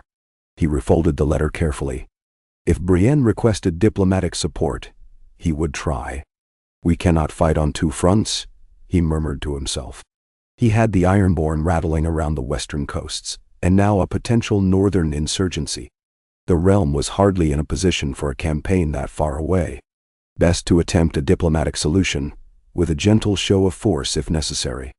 In the next hour, he consulted Tyrion. The Hand's brow furrowed as he read Brienne's letter. A northern rebellion is the last thing we need, Tyrion said. But if these people feel they've been ignored or wronged, they won't come to the table willingly. Even so, we can't let them secede. That would unravel everything we built. The Stormlands, the Reach, the Westerlands. They'll all decide the pact is worthless. Jaime nodded. Brienne thinks she can reach this Wendrick. Maybe he'll listen to reason. Maybe he just wants recognition, a seat at the table. Or maybe he wants open war. Tyrion tapped a finger on the table. We could send a high-level envoy, or perhaps you yourself could go north. Show them the king is invested in their concerns. But leaving King's Landing again so soon presents its own risks. People here might suspect you're neglecting the capital. Or what if the Ironborn strike while you're away? Jaime considered. He hated the notion of sending only a powerless envoy. If Wendrick was so close to open rebellion, any lesser official might be dismissed or killed outright. A true demonstration of sincerity would be to go himself. Yet, that left the Iron Islands question unresolved. I could bring a small retinue north, but I'd need to ensure the western coasts were reinforced. If we lose ground to the Ironborn, all the lords in the Westerlands will cry betrayal. Tyrion began pacing in the cramped solar. We might handle both at once.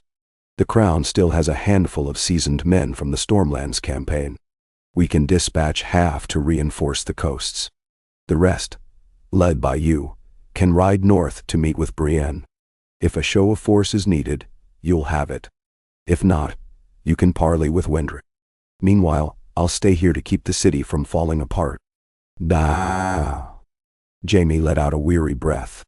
Another journey, more battles, more endless negotiations. Yet the realm had never truly recovered from the wars, and it needed guidance at every crisis point. You're right. The king must show he cares for every corner of the kingdom. Summon the captains. I'll prepare to travel north. And let's see if we can secure enough men to patrol the western coastline. The gold I've poured into rebuilding might buy me some loyalty in the Westerlands. They'll have to stand up to the Ironborn in my absence. Nemto. They agreed on the plan, with Tyrion sending urgent messages to the lords of the Westerlands, requesting increased vigilance and cooperation. Jaime spent the day conferring with his generals and knights. By nightfall, the Red Keep bustled, as it had prior to the Stormlands campaign, men-at-arms gathering supplies, stable hands readying horses. Jaime felt a hollowness in his chest that had nothing to do with fear. He simply wished the realm could go more than a few weeks without teetering on the brink of chaos. On the eve of his departure, Jaime found himself standing again by the Iron Throne. Late in the evening when the Grand Hall was mostly deserted. Torchlight flickered on the jagged swords that forged the seat of kings and conquerors. He recalled how he had first come to this throne decades ago, not as a king but as the Kingslayer, fresh from putting a blade in Eris's back. Now, he looked upon it as a reluctant occupant, forever balancing what was right against what was possible. He reached out with his golden fingers, lightly touching one of the throne's edges. It was cool to the touch, as though it held no memory of its blood-soaked history. Another journey, he said softly, as if speaking to the throne itself. Another gamble. Will it hold, or will this realm break apart all over again? The throne, of course, gave no answer. Early the next morning, Jaime donned plain riding leathers beneath a breastplate, bearing the crown's modified sigil, the lion entwined in a simple circlet, symbolizing unity rather than pure Lannister dominance. He left the heavier ceremonial armor behind. As before, he took only a modest company. 200 men, including knights he trusted, and a few seasoned captains who had served well in the Stormlands. Tyrion stood in the courtyard, arms crossed, looking more anxious than usual. "You're becoming quite the traveling king," the dwarf remarked with forced levity. "At this rate, you'll have visited every corner of the 7 kingdoms thrice over." Jaime managed a faint smile. "Let's hope I don't have to visit the Iron Islands next. Keep the city intact while I'm gone." Tyrion returned a sardonic salute. "I'll do my best. If you end up at war with the North, send a raven before you die. I'll compose a witty epitaph." Jaime rolled his eyes, swinging into the saddle. "Thank you for the reassurance, dear brother." With that, he and his retinue rode out. The gates of King's Landing opened to reveal a pale morning sky. The air held a crisp bite that hinted winter still lingered in the north. Jaime set his jaw and urged his horse onward, leading the company at a steady pace. Once again, he left the capital's intrigues behind, though in truth he carried them with him, an invisible burden that weighed more heavily than any suit of armor. The journey north was grueling but strangely invigorating. They crossed the Riverlands without incident. Most lords there, having pressed their complaints earlier, made no move to impede the king's progress. In fact, a few turned out to watch the procession pass, bowing or waving half-heartedly. Jaime spent the nights in small forts or holdfasts, sparing no time for lavish receptions. He had a mission: to reach Brienne, to gauge the situation with Wendrick Snow, and to prevent a full-scale northern rebellion. He traveled with less fanfare this time, and he found it preferable. The fewer hangers-on, the fewer worries about sabotage or betrayal. Even so, he remained alert. The highways were safer than they'd been in years, thanks in part to Brienne's efforts, but lawlessness still prowled the countryside. More than once, his outriders reported signs of small bandit camps that vanished upon learning the king's men approached. Jaime's orders were clear: pursue no one unless they posed a direct threat. Their priority was the north. At Moat Cailin, he caught the first real taste of northern discontent. The crumbling fortress, once the key to defending the north against southern incursions, was sparsely manned by a small garrison loyal to the crown's arrangement. Their captain, a stern-faced man named Torhin Flint, confirmed that tensions were high throughout the region. "Wendrick's men roam the Wolf's Wood and beyond," Torhin said. "They haven't made a direct assault yet, but they're raiding holdings that refuse to pledge support. Some of the lesser lords hunker down behind their walls, uncertain whether to yield or fight." Jaime asked whether Brienne of Tarth had been through Moat Cailin recently. Flint nodded, explaining that she and her knights had passed this way a few days prior, heading west to meet with a local clan. He had heard rumors she planned to seek Wendrick for parley, though no one knew exactly where the outlaws' main camp lay. Jaime felt his worry deepen. If Brienne was heading into the wilderness to negotiate with a would-be rebel, the risk was tremendous. He pressed on, leading his men past the remnants of Moat Cailin and deeper into the north. The air grew colder with every league. Stands of pine and ancient oaks closed in around them. The roads thinned, sometimes becoming little more than rutted tracks. At night, the wind howled around their camps, a mournful reminder of the North's unforgiving nature. Yet day by day, they inched closer to their goal. They encountered small folk who reported bandit sightings, but no direct confrontations. It was as if Wendrick Snow's forces were content to avoid Jaime's host, at least for now. They arrived at a modest castle belonging to House Serwyn, loyal once to the Starks, now caught in the uneasy arrangement with the crown. Lady Serwyn, a middle-aged woman with gray streaking her hair, received Jaime politely enough, though not warmly. As they sat in a drafty hall sipping thin ale, Jaime inquired about Brienne. "She was here," Lady Serwyn confirmed. 3 days passed. She asked if we had news of Wendrick Snow's location. "My scouts had heard he was last seen near the Saltspear River."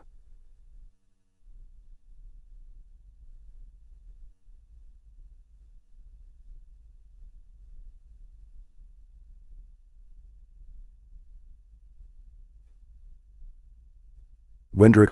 Jaime set down his cup. Did she have enough knights to protect her if negotiations turn violent? Lady Serwyn shrugged. She had perhaps a dozen. Good fighters, by her account, but Wendrick's band is said to be hundreds strong. If they're determined, they could overrun her. She paused, then added, Yet some say Wendrick honors the old ways. He calls himself the North's true son. Perhaps he'll meet her honorably. Jaime's heart twisted at the thought of Brienne walking straight into danger. I intend to find her. Do you have scouts who know that territory? Lady Serwyn hesitated, then gave a curt nod. I'll provide a guide at least. I can't spare many men, for fear Wendrick might see that as a declaration of war. But you're the king. I suppose I can't refuse. Mentor 1. Early next morning, Jaime and his company rode out with the Serwyn scout leading them. The land grew wilder still, the road dwindling into a path of beaten earth strewn with stones. Autumn had stripped many of the trees bare, leaving twisted branches clawing at a pale sky. Patches of frosty ground crunched under the horses' hooves. Jaime wore a heavy cloak, but still felt the chill. His men, mostly from southern regions, muttered curses about the biting cold. Still, they pressed on. They came upon half-frozen streams and glimpses of wide moors dotted with stunted trees. Occasionally they spied ravens wheeling overhead, their croaks echoing in the still air. Jaime's hopes rose whenever the guide spotted fresh hoofprints, but the trail led them on a winding path. Twice they found evidence of conflict. A burned-out farmhouse, arrow-riddled. Jaime dismounted to inspect. The charred remains of the structure still smelled faintly of smoke. Tracks indicated a small band had ridden through recently, but it was impossible to say if it was Wendrick's men or roving bandits. That evening, they made camp in the lee of a rocky outcrop. The wind whipped across the moor. Jaime had the men erect a windbreak with canvas. As he sat near the campfire, mind churning with worry, a messenger approached, one of the outriders he'd sent ahead to scout. The rider, panting, reported that they'd found footprints, signs of a small group heading northwest. The outrider also mentioned hearing talk from a local trapper who claimed a tall woman knight was taken captive nearby. Jaime felt a spike of alarm. He barked for details, but the man only had rumors. In a flash, Jaime was on his feet, summoning his captains. We leave at first light, he announced. No more plodding at a snail's pace. If Brienne is in danger, we must reach her. Night passed in restless fits. The wind howled, and Jaime's imagination conjured every dire scenario. By dawn, exhaustion tugged at him, but he spurred his men onward. The outrider led them to the trapper's hut, perched near a narrow stream. The trapper, a wiry man with a scraggly beard, cowered at the sight of so many armed riders. But Jaime dismounted and spoke gently, pressing a few coins into the man's hand. You told my outrider you saw a tall woman in armor, Jaime said. What happened? The trapper eyed him warily. I did.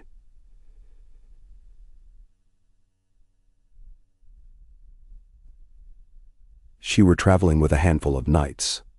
Caught a glimpse of M near dusk yesterday. Then not an hour later I seen a larger band come from the woods corners. M. And they all vanish into the pines. Did you hear fighting? Jaime demanded, heart pounding. The trapper shook his head. No, but they were surrounded. Couldn't see much else. But the bigger band, they wore bits of fur and carried northern banners. Didn't look friendly. I heard something about Wendrick's men. Then they disappeared. Figured the tall woman and her knights got took, or else they went with E.M. Them. Jaime clenched his jaw. He forced himself not to snap at the man.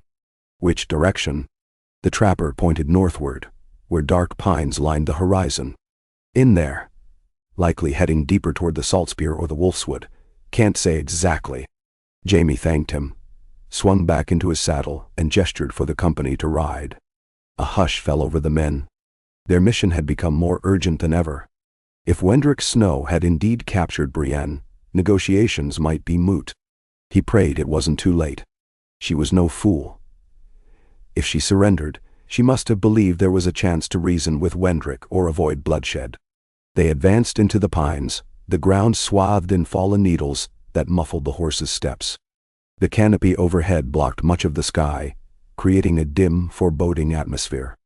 Now and then they saw distant smoke curling above the treetops, suggesting camps scattered across the forest. Scouts moved ahead, returning with conflicting reports.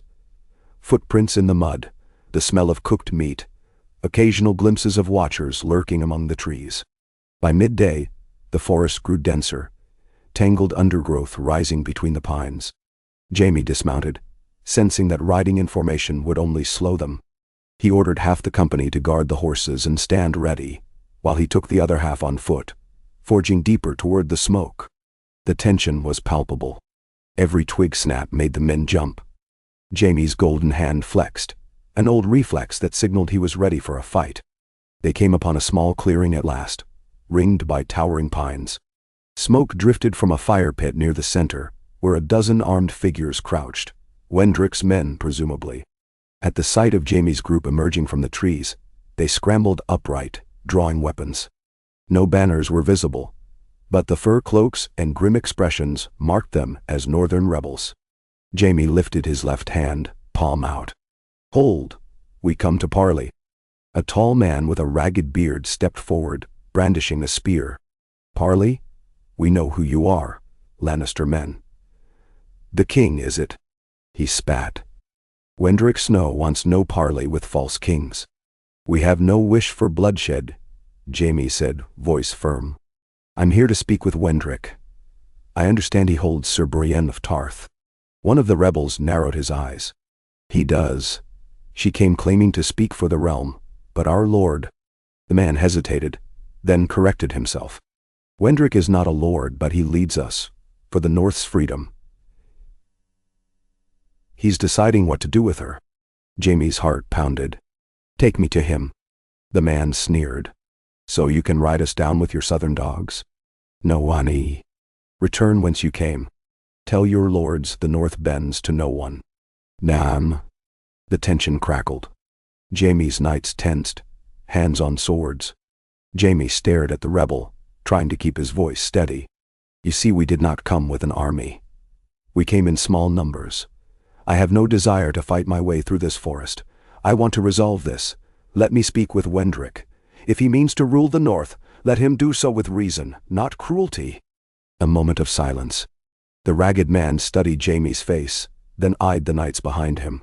Though outnumbered, the rebels knew a fight would be bloody, and perhaps Wendrick had commanded them not to risk open conflict yet. Finally, the man spat again, glancing at his fellows. "We'll take you, but only you. The rest stay here." Jaime's knights started to protest. Jaime raised a hand, silencing them. He heard the pounding of his heart in his ears. But what choice was there? If Brienne was at Wendrick's mercy, Jaime had to speak to this would-be rebel leader face to face. "Agreed," he said, "as long as you guarantee my safety. If I don't return by tomorrow's dawn, my men will come looking." "Now?" The rebel just shrugged. "Then pray you say the right words." He gestured with the spear. "Come." Jaime told his knights to hold their position, cautioning them not to strike unless forced. Several of them stared with grim concern, but they obeyed. Jaime unbuckled his sword belt, offering it as a gesture of trust. The rebel yanked the belt away, then nodded for Jaime to follow him into the thick trees to the west. Two more rebels flanked Jaime, their expressions hard. They trudged through winding paths for what felt like an hour. Jaime's boots sank in mossy ground, and the cold pine-scented air burned his lungs. He was acutely aware that he was now effectively a prisoner, albeit one who still wore partial armor. The rebels guided him through a cluster of enormous boulders and across a narrow stream. Twice they stopped, exchanging signals with hidden sentries. Finally, they reached another clearing, larger than the first, where perhaps 30 men and women sat around campfires. Tents fashioned from hides and rough cloth dotted the area. Some of these people stared with open hostility, others with curiosity or caution. Near the center stood a tall man with broad shoulders, his black hair pulled back. He wore a thick cloak of gray fur pinned at the shoulder with a crude metal brooch shaped like a direwolf's head. By his side stood 2 guards armed with axes, and near them, Jaime saw Brienne of Tarth. Relief and alarm flooded him at once. She was upright, shackled at the wrists, her face bruised, a cut across her temple. Her eyes widened at the sight of Jaime, and she took a step forward, only to be jerked back by the chain that tethered her to a stake in the ground.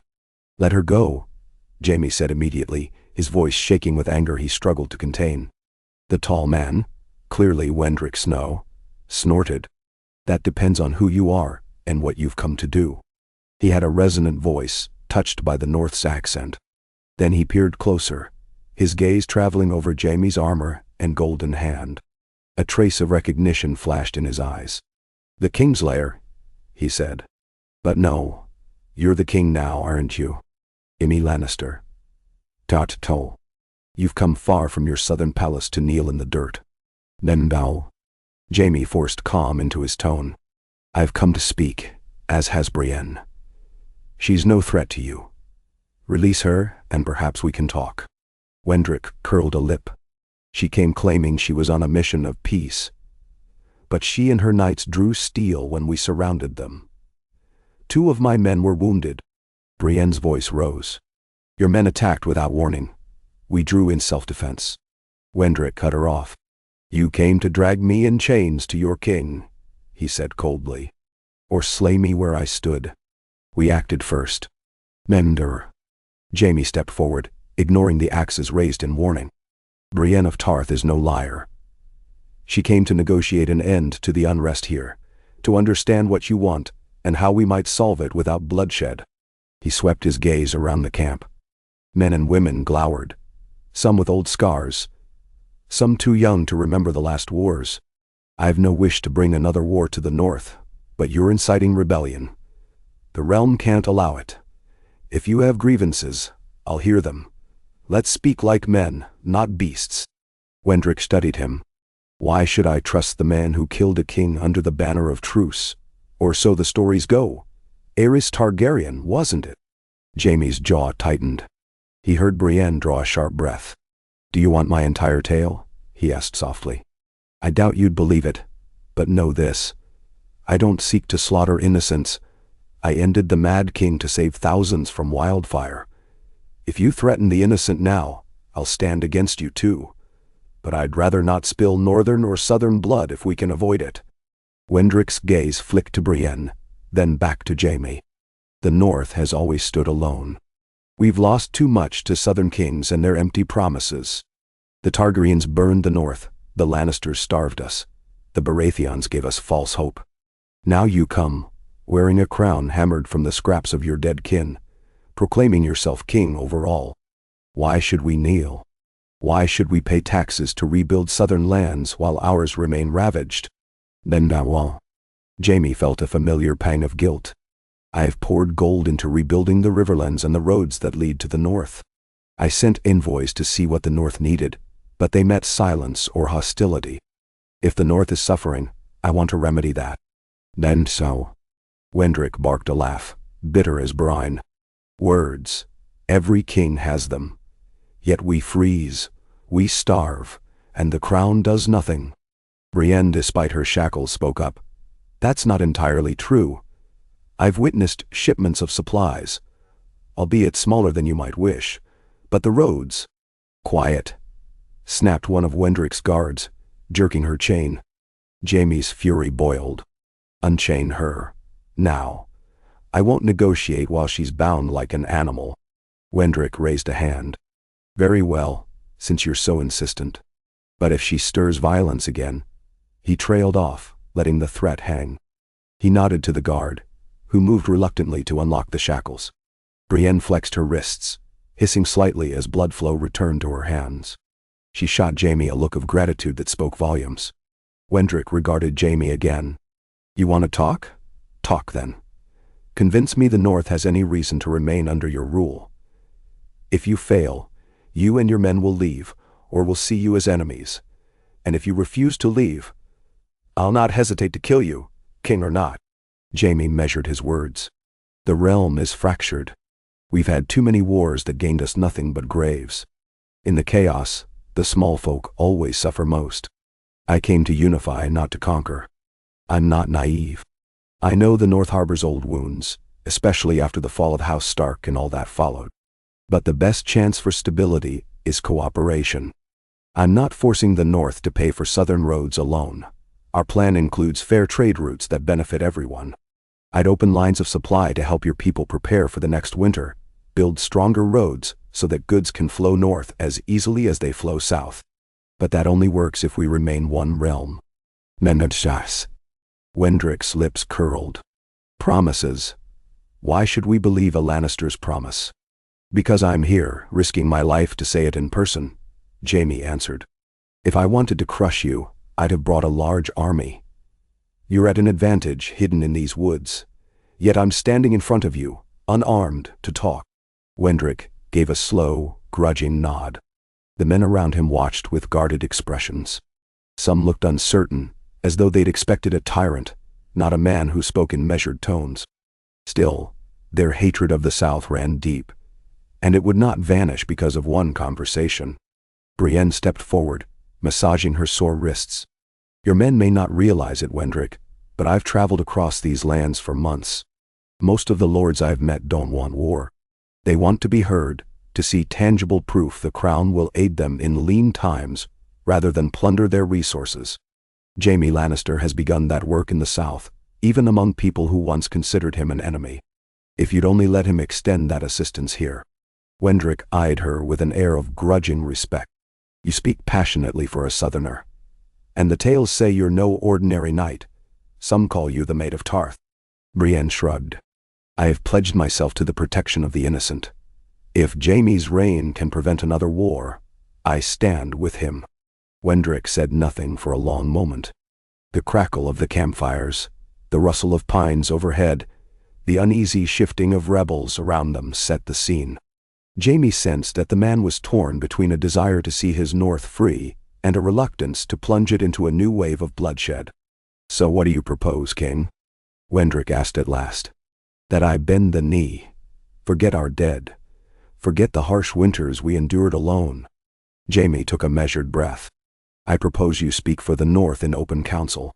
Come to King's Landing as a representative. Or better yet, allow me to sanction a council in Winterfell. Though it stands half ruined, we can begin repairs. We convene there with the major northern lords, draw up a formal charter that respects the North's traditions while keeping the realm united. Taxation must be fair, adjusted for the North's hardships. In exchange, the North remains under the crown, its resources and people protected by royal law. Think of it as a renegotiation. If you're truly the voice of the North's common folk, prove it by standing up in a council, rather than hiding in the woods with an outlaw band. Then too? A ripple of murmuring passed through the rebels. Some looked intrigued, others scowled. Wendrick folded his arms, glancing at a tall woman near him, as though silently conferring. Then he turned back to Jaime. And if I refuse? If I say the North belongs to the North, and no Southerner has a right to it? Jaime let the question hang. If you refuse, we both know it means war. I'll have no choice but to defend the realm.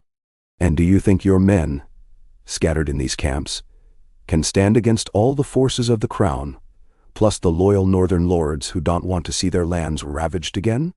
We'll burn half the Wolfswood just to smoke you out. Betty, Brienne interjected, her tone urgent. That's the last thing any of us want. These people have suffered enough. Wendrick, your cause might seem just, but war would grind your folk to dust. Please, at least consider this offer. Wendrick's jaw tensed. You threaten to burn us out, then speak of peace. Typical Southerner. He scowled at Jaime. Jaime met his gaze, unflinching. It's no threat. Only the reality of what war becomes. I won't pretend otherwise. We can avert it, if you truly care for the North. The camp fell silent. Wendrick looked around at the men and women who had rallied to him, the ragtag band calling itself an army of liberation. Some wore grim expressions that spoke of hunger, heartbreak, and vengeance. Others looked uncertain, as though craving an alternative to yet another war. At length, Wendrick exhaled, long and heavy. I'll not kneel, he said. I won't promise that. But I'll consider speaking with you in a proper council. On northern ground. Winterfell, you say? That castle's a ruin, half collapsed in the last war. Sir. Jaime's pulse quickened with cautious hope. We have resources to start repairs, if that's the condition. Let's gather the other lords. I won't demand you bend the knee, only that you speak in good faith. The man's lips thinned. I'll speak in good faith if the crown does the same. Jaime nodded. Agreed. Wendrick regarded him a moment more, then jerked his head at one of his people. Bring her sword, he said, gesturing at Brienne. Another rebel stepped forward, carrying Brienne's longsword in its scabbard. He handed it to her warily, and Brienne accepted it, inclining her head. Then Wendrick signaled to the guard who held Jaime's sword belt. Return his weapon too, but know this, Kingslayer. If you turn on us, we'll kill you. Jaime took the belt, buckling it with a slight tremor in his hands. Understood. Let us hope it doesn't come to that. In the next half hour, Wendrick spoke in hushed tones, with several of his key followers. It was clear some opposed the idea of a council, muttering that the South could never be trusted. Others seemed tired of skirmishing, worried about the future. Finally, Wendrick returned to Jaime and Brienne. We'll meet you in Winterfell in 2 weeks' time. I'll gather what allies I can. You gather the lords. If you can arrange a safe council, or if I see a single Lannister warband waiting to ambush us, I'll vanish into these woods and wage the war you fear. Fair warning. Jaime inclined his head. Understood. I'll make the arrangements. Brienne asked softly. And my knights? You're holding them somewhere? Wendrick nodded. They'll be released. I'll let them go with you, or you can wait for them. But be mindful. We have eyes on every path. If we sense treachery, no one leaves the forest alive. Jaime's men arrived at the clearing's edge soon after, having followed the track with caution. Tension flared anew, but no blood was shed. Wendrick's men led out the captive knights, who bore bruises but no mortal injuries. Brienne hurried to check on them, offering a quiet apology. They assured her they'd chosen to surrender when outnumbered rather than spark a slaughter. Shortly after, Wendrick gave the final order to pull back.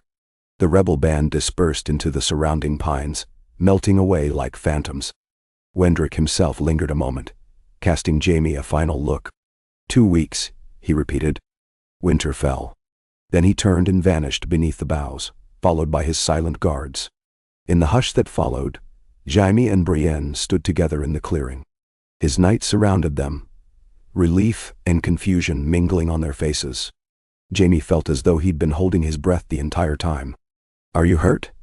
He asked Brienne quietly, scanning her bruises. She shook her head. Minor injuries. I'm fine. Thank you for coming. He exhaled. I'm glad I arrived in time. I didn't know if. He swallowed, voice tight. I was worried. Brienne nodded, her gaze flicking away. They had the advantage. I hoped negotiations would work before any violence. Wendrick is stubborn, but not entirely without reason. The North has been neglected by so many kings and queens. They're bitter. Jaime took a moment to steady himself. He'd been close to launching into a fight that might have spelled doom for all of them. Instead, they'd forged a fragile agreement, 2 weeks to gather lords at Winterfell, to attempt a new treaty. It felt like shaping a clay vessel with 1,000 cracks, each threatening to shatter the peace at any moment. Yet it was better than open war. He looked at Brienne, his voice soft. Thank the gods you're safe. She held his gaze, something passing between them unspoken, a reminder of how long they had known each other, how much they had endured. Then she nodded briskly and cleared her throat. We have much to do. Winterfell is half ruined, as Wendrick said. We'll need time to gather the lords. I've made some inroads, houses Serwyn, Mormont, Glover, a few lesser clans. Some are more open to the crown than others. Jaime turned to his knights. We'll return to the nearest holdfast and begin sending ravens to any northern lords who'll receive them. We'll request their presence at Winterfell for a king's council. Meanwhile, we'll see about hiring laborers, or at least clearing the great hall so we have a place to meet. Brienne nodded in agreement. Winterfell was once the heart of the North, If we can restore even a fraction of its dignity, it might remind them of better days, days of unity under the Stark banner. We'll be using it as a symbol to unify under the crown, which is a delicate proposition." "Delicate indeed," Jaime said. "But we have little choice." He glanced around at the dark pines. The rebels were gone, but he sensed unseen eyes lurking. "Let's be off then." They retraced their steps, collecting their mounts.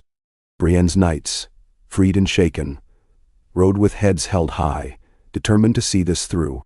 The entire company headed back to the castle of House Serwyn, where Lady Serwyn grimly offered them lodging. When Jaime explained Wendrick's demand for a council at Winterfell, her eyebrows shot up in surprise.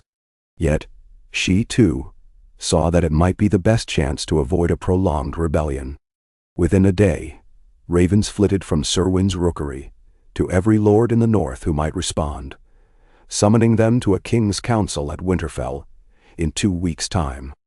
Jaime wrote to Tyrion in King's Landing, briefing him on the situation and requesting supplies. If they were to hold a council in a half-burned ruin, some measure of provisions and tokens of the crown's goodwill would help. He only hoped the message reached King's Landing swiftly enough for a response. Brienne worked tirelessly as well, penning letters, meeting with local knights, who still respected the late Lady Catelyn Stark's memory. Jaime watched her in quiet admiration, noting how she rarely spoke of her own hardships. She pressed her advantage in diplomacy with a forthright honesty that caught people off guard. Some of the Northerners, steeped in old prejudices about women knights, blinked in astonishment when she addressed them with a commanding tone. Yet she won grudging respect through her sincerity. During the evenings, Jaime and Brienne often found themselves in private discussion, poring over maps of Winterfell, or discussing how to handle each house demands. One such evening, they shared a small table in Lady Serwyn's solar, candlelight casting flickering shadows on the map spread before them. Outside, snow flurries drifted across the courtyard, heralding an early winter. Jaime reached to trace a path on the map with his golden hand, carefully mindful not to tear the parchment. "If the lords from the northern coast come," he said, "they'll likely pass near the Dreadfort's territory. House Bolton is extinct, but the land stands. I wonder if any remnant of that cursed house lingers." Brienne shook her head. "I've seen no sign of the Boltons. The Dreadfort has been abandoned, so rumor says. The Starks claimed it after the war, but it's fallen to disrepair." She paused, then added, "Wendrick Snow's rallying cry is partly built on the memory of houses like Stark and Bolton, ancient lineages that eventually fell to southern meddling, at least in his narrative." Jaime drummed his golden fingers on the table. "We have to counter that narrative with something better. Practical help, real changes, so the North doesn't feel used. If I can secure a mutual agreement, tax breaks for a certain period, guaranteed shipments of grain in the next winter, and representation at a royal council, maybe that'll satisfy enough of them to isolate Wendrick's most radical supporters." "Then?" Brienne sighed. "It might. But some of Wendrick's men want more than concessions. They want revenge. They see the Lannister name as poison." She stared at Jaime, expression uneasy. "I worry that no matter what you offer, a faction of them will reject it because they can't forgive the past." Jaime looked away, bitterness rising in his throat. "I can't change what House Lannister did or what I did. All I can do is try to make amends going forward. If that's not enough for them, then we'll meet steel with steel, though I loathe the thought." Brienne studied him. "You truly don't want war, do you?" He met her gaze. "I've had my fill of war, Brienne. If there's a path that spares more blood, I'll take it.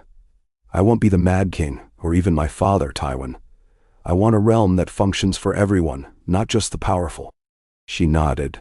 "Then let's make them see it, one way or another." A moment of quiet settled.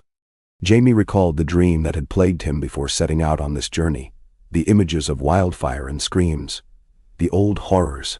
But here, in this drafty northern solar, he felt a strange sense of purpose. He was doing what he had sworn to do as a young knight, protect the realm, even if it meant forging alliances with those who hated him. In the days that followed, they set out for Winterfell. The distance wasn't far, but the roads were poor, and early snow flurries hindered travel. Lady Serwyn sent a small contingent ahead to clear the gates of Winterfell. When Jaime and Brienne arrived with their knights, they found the ancient castle a forlorn sight, its stone walls scarred by fire, sections of towers crumbled. Weeds grew in cracked courtyards. A few lonely ravens circled overhead. Yet the fortress's bones still stood, a testament to the enduring spirit of the North. They spread out, exploring what was left. The main gatehouse had partially collapsed, but a secondary gate was passable. The great hall's roof was charred. Half had caved in. The famed glass gardens were shattered. Jaime gazed upon the ruin with a heavy heart. He remembered the stories of Ned Stark's gatherings here, the hearth fires that blazed warmly, the sense of honor that once defined the stronghold.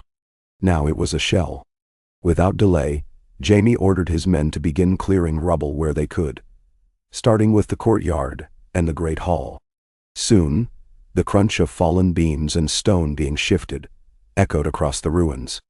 Brienne assisted, ignoring her rank. She pulled debris aside with her gloved hands, instructing her knights to haul away the broken timbers that might be salvageable for firewood. It was a humble, grueling task, but necessary if they meant to host a council here. As they worked, a few northern lords trickled in. House Mormont's envoy, a stern-faced woman who introduced herself as Lady Berena Mormont, bearing the fierce pride of her house. She looked around the ruins with a scowl, and demanded to know why they were meeting in a broken castle. Jaime calmly explained that Wendrick had chosen Winterfell, and that it symbolized the North's heritage. Lady Berena muttered about upstart rebels, but she agreed to stay and see what would come of this council. Others arrived by the day. House Glover, House Serwyn's kin, smaller clans from the mountains, each with a handful of retainers. They pitched tents in the bailey, or claimed rooms in the castle's wings that were still intact. The atmosphere was tense. These lords eyed one another warily, uncertain who might secretly support Wendrick. Jaime welcomed each group, personally thanking them for coming. He was acutely aware that many saw him as an interloper on northern soil, yet he strove to project an image of calm. 5 days before the appointed time, a supply caravan arrived from King's Landing, complete with lumber tools and a handful of engineers. Tyrion had responded swiftly. Jaime felt a pang of gratitude for his brother's competence. The new arrivals set to work shoring up the great hall's battered walls, enough so that a portion of the roof might be made safe for a gathering. Winterfell still looked war-torn, but at least they had a central meeting place now, free of collapsing beams. Amid these efforts, Jaime sensed a subtle shift. Some of the northerners, impressed that the crown bothered to send aid, grew more receptive. Others remained suspicious, questioning how long the help would last once the rebellion was quashed. Brienne labored side by side with them, surprising many by her relentless dedication. Jaime overheard one of the Mormont warriors praising her resilience as if she were a northern-born shield maiden. Quietly, he allowed himself a small spark of pride. Then, 2 days before Wendrick's deadline, the first sign of his men arrived. Scouts spotted a group of armed riders on the horizon. Tension surged through Winterfell. Jaime gathered his knights, ensuring they remained a visible but non-aggressive presence. The riders approached the gates, which had been crudely repaired. At their head was the same ragged-bearded rebel who had led Jaime to Wendrick's camp in the pines. He eyed the repairs with grudging curiosity, then demanded entry. Jaime ordered the gates opened. The riders entered with caution. Their spokesman wasted no pleasantries. "We come on behalf of Wendrick Snow. He wants to ensure you're not preparing an ambush.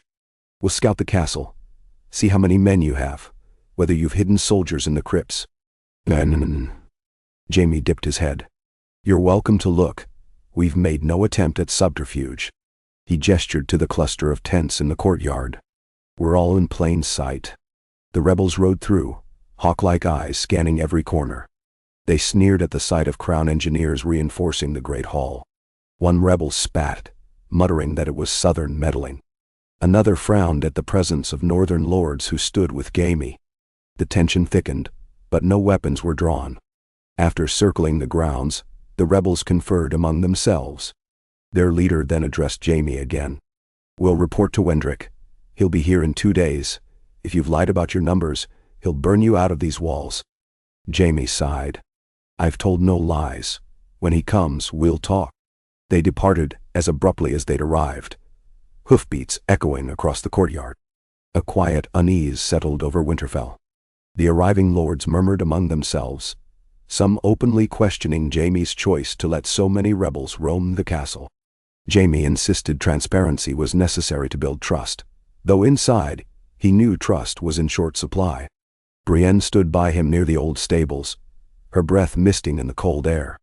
"Do you think Wendrick will keep to his word?" she asked. Jaime ran a hand through his hair. "I think he'll come.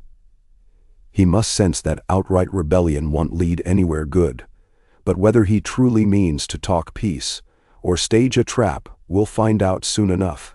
"Then we'd best prepare," Brienne said. "I'll see that the men remain on alert, no weapons drawn unless provoked." Jaime nodded.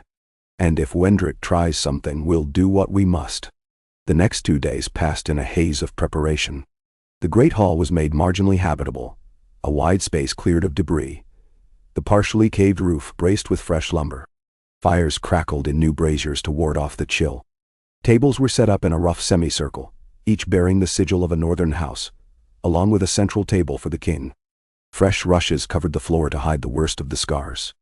Outside, the courtyard bustled with a tense hush. Banners of various houses flapped in a biting wind.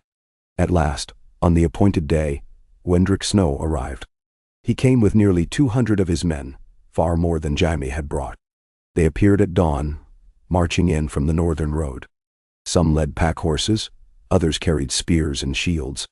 Their banners were plain gray cloths, daubed with a stylized direwolf's head. Jaime, alerted by the sentries, walked onto the ramparts to watch them approach. A few of the northern lords joined him, muttering curses under their breath. To them, Wendrick was a traitor, but he also had sympathizers, especially among the common folk. Wendrick halted his men within arrow range of the walls. Jaime motioned for the archers not to fire.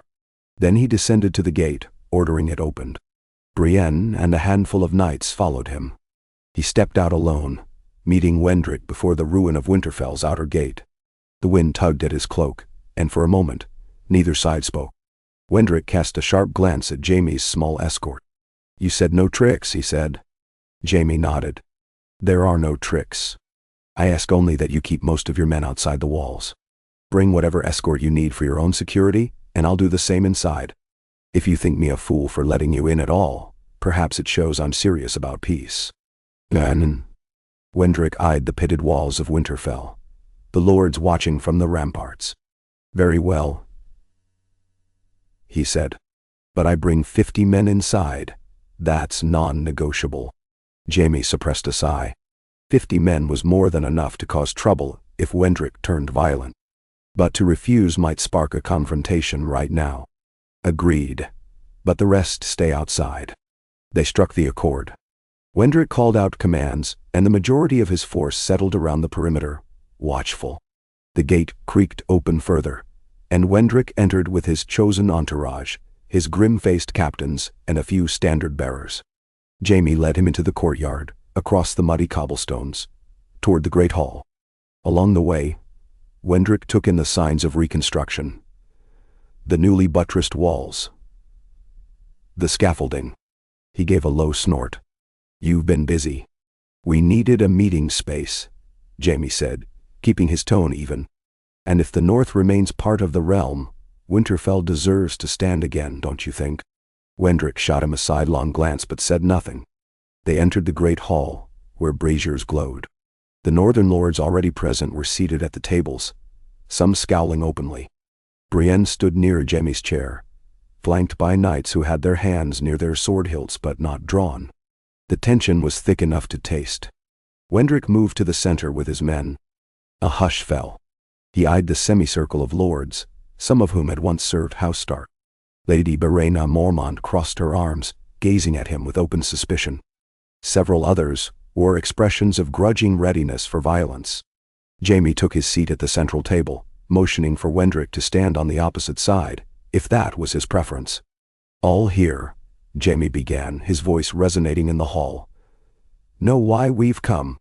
The North has suffered. The entire realm has suffered. But we have a chance to forge a new agreement. We've invited Wendrick Snow, who commands a significant following, to speak on behalf of those who feel the North has been overlooked. My lords, let us hear him. Now. Grumbles rippled among the lords, but they kept silent. Wendrick lifted his chin, meeting their eyes. You call me a rebel. You say I disrupt your precious peace.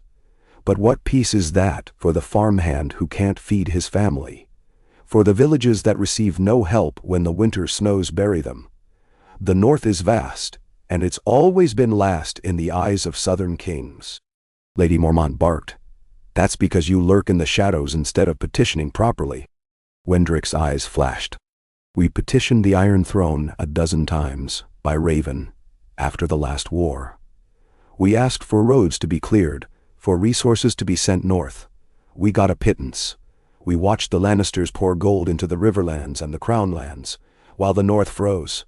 So yes, we took matters into our own hands. Jaime, mindful that he'd only ascended to the throne after much of that had transpired, raised a hand to calm them. You're correct that the North's pleas were often delayed or ignored.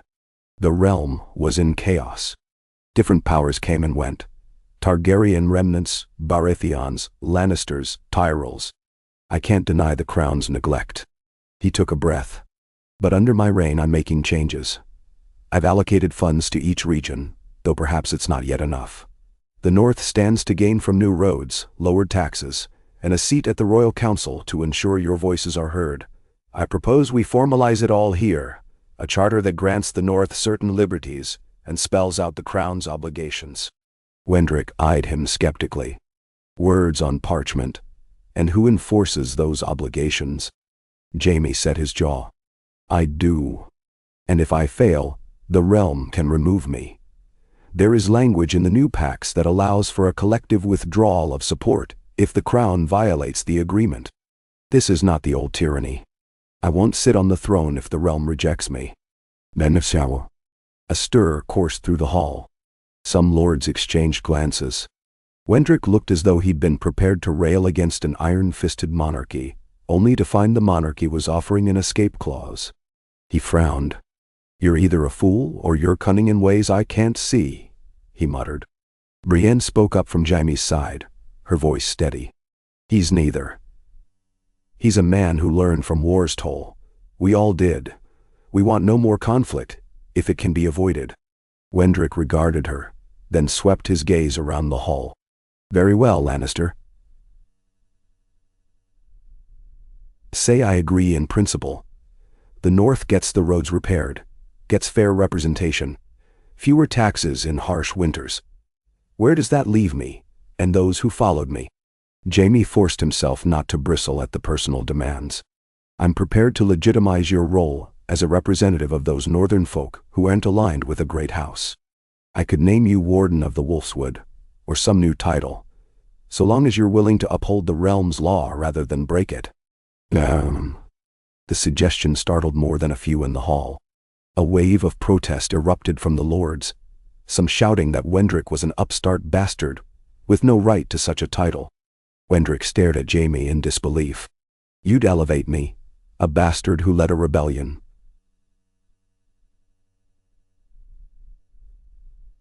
So long as I keep the peace. Jaime lifted a hand to quiet the outcry. Do you want an alternative? 100 men to chase you back into the pines. Another war that kills thousands? A bastard name doesn't preclude loyalty. This is about forging a stable future. Then upon. Lady Barina Mormont rose from her seat, planting her fists on the table. Your Grace, I object. We will not stand by while a traitor is rewarded. Jaime met her glare. Lady Mormont, you've seen how fragile the North's unity is. If you want war, say so. Otherwise, we must find a compromise. I won't impose Wendrick on you as your overlord, but if his people trust him, better to bring him into the fold than leave him in the forest, stirring further unrest. Wendrick's expression hardened.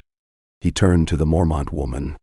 I never wanted your seat or your fealty, Lady Bear. I only wanted fairness for my folk. If this is how we get it, perhaps I can stomach a title. The tension flared into heated debate. Lords clamored, some demanding Wendrick be tried for treason, others grudgingly conceding that he was too dangerous to exile. Jaime let the arguments swirl, hoping it might burn itself out. Brienne intervened occasionally, urging calm. Finally, after hours of back and forth, a fragile consensus emerged. They would draft a new charter acknowledging that the North would have a distinct set of rights, recognized by the crown. Wendrick would be given a regional position, subordinate to the lords but granting him a voice. A voice for the commoners, Jaime said. Lady Mormont threatened to walk out, but her peers persuaded her to stay. They all knew that if they didn't settle something here, the region would be plagued by rebellion. Even the proudest lord realized that reigning in Wendrick was simpler if he was allowed a seat at the table, rather than forced to remain an outlaw. Thus began a marathon of negotiations over the next 3 days. They hammered out tax rates, trade rights, responsibilities for road upkeep, limits on the crown's power to conscript northern levies, without a clear threat to the realm.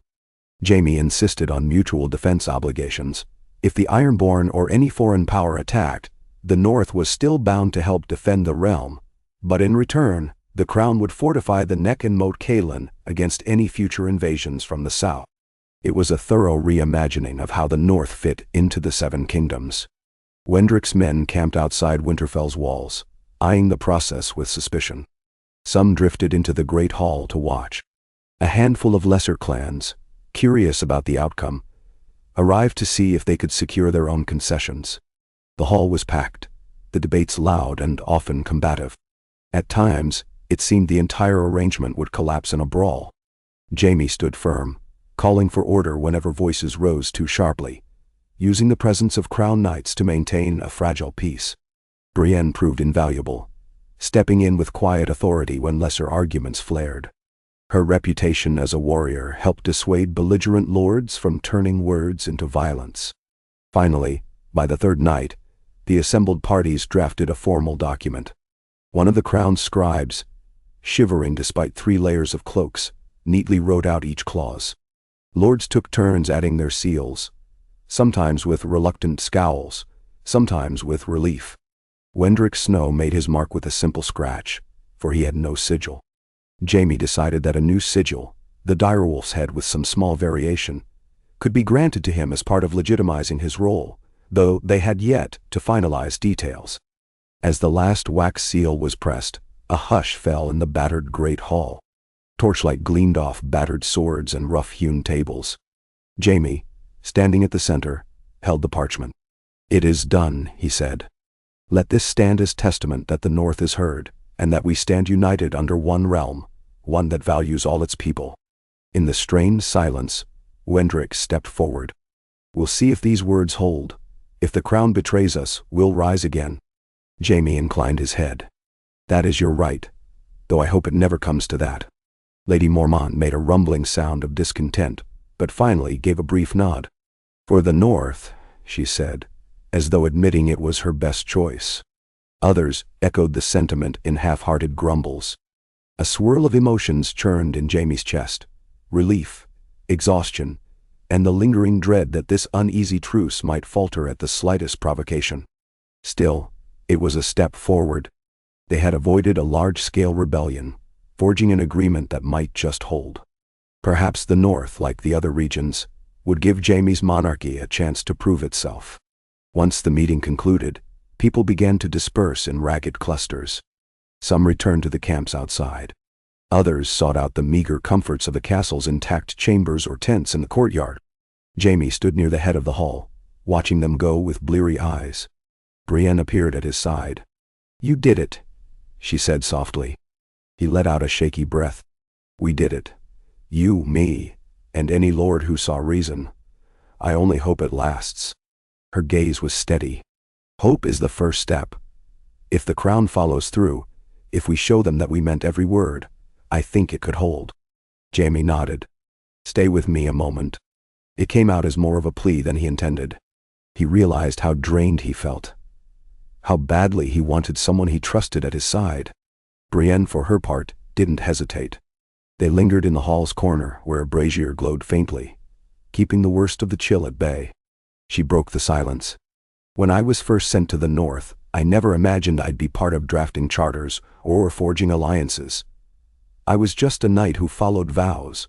Now I find myself in the midst of negotiations that could shape the future of this kingdom." Jaime offered a faint smile. "You've become more than a knight, Brienne. You're a pillar of what this realm can be: honor, compassion, and strength. I'm grateful for everything you've done." "Dan?" A soft flush touched her cheeks. "I only did what was right." "That's precisely what makes you who you are," he said, and for an instant he was tempted to reach for her hand. But in the corner of his eye he saw a few watchful looks, knights and lords lingering at the far side of the hall. He reminded himself he was a king, and rumors would swirl around any hint of closeness. Even so, he found himself unwilling to care too much about gossip. "Let them talk," he muttered under his breath. She frowned slightly. "What?" He shook his head, deciding it best to let that thought pass. "Nothing. Just... let's get some rest. Tomorrow I need to speak with Wendrick again, finalize details of his new position, and see how we handle the transition for his men. Then we have to decide how long we'll remain here at Winterfell, or whether we can leave a caretaker behind while we return to King's Landing." Brienne's shoulders slumped a bit. "Always more to do." He gave a half laugh. "That's being king for you." Then he sobered. "But maybe we've turned a corner. If the North stands with us, or at least doesn't stand against us, we can focus on the Ironborn raids and keep the rest of the realm from falling into disarray." She glanced at him. "If the Ironborn escalate, you'll have to lead another campaign." "Perhaps. We'll see. One crisis at a time." He gazed around the ruined hall. "For now, let's tend to the North. They deserve a moment of our undivided attention. Go rest, Brienne. You've earned it." Reluctantly, she nodded. "You as well, though I doubt you'll sleep much." "I'll try," he said. Then, with a parting look, they stepped away from each other, heading in opposite directions. Jaime made a final round of the hall to ensure no immediate trouble was brewing. He passed a handful of rebellious-looking men from Wendrick's camp, who eyed him warily but offered no aggression. Nearby, a cluster of northern lords muttered together, casting sidelong glances at Wendrick, who was drinking from a battered flask in a corner. The tension remained thick, yet no swords were drawn. Jaime took that as a small victory. He left the hall and walked through the dark corridors of Winterfell, guided by torches set in brackets on the stone walls. The castle was half a maze, with many passages blocked by debris or collapsed sections. He made his way to the room assigned to him, a modest chamber near an old guard tower that still stood. The wind whistled through the cracks, but at least a fire burned in the hearth. Jaime removed his cloak and slumped into a chair, propping his golden hand on his knee. Every muscle ached. Every inch of his mind felt raw from the day's negotiations. Yet a flicker of hope still glimmered. He stared into the dancing flames in the hearth, remembering how once the only thing that defined him was the color of his armor and the prowess of his sword hand. Then he'd lost that hand and found himself forced to reevaluate everything. Now he was a king. An unexpected twist. Maybe he was forging a path to redemption by doing what so many others had failed to do, bringing real peace to the realm. If so, it wasn't the stuff of songs and gallantry.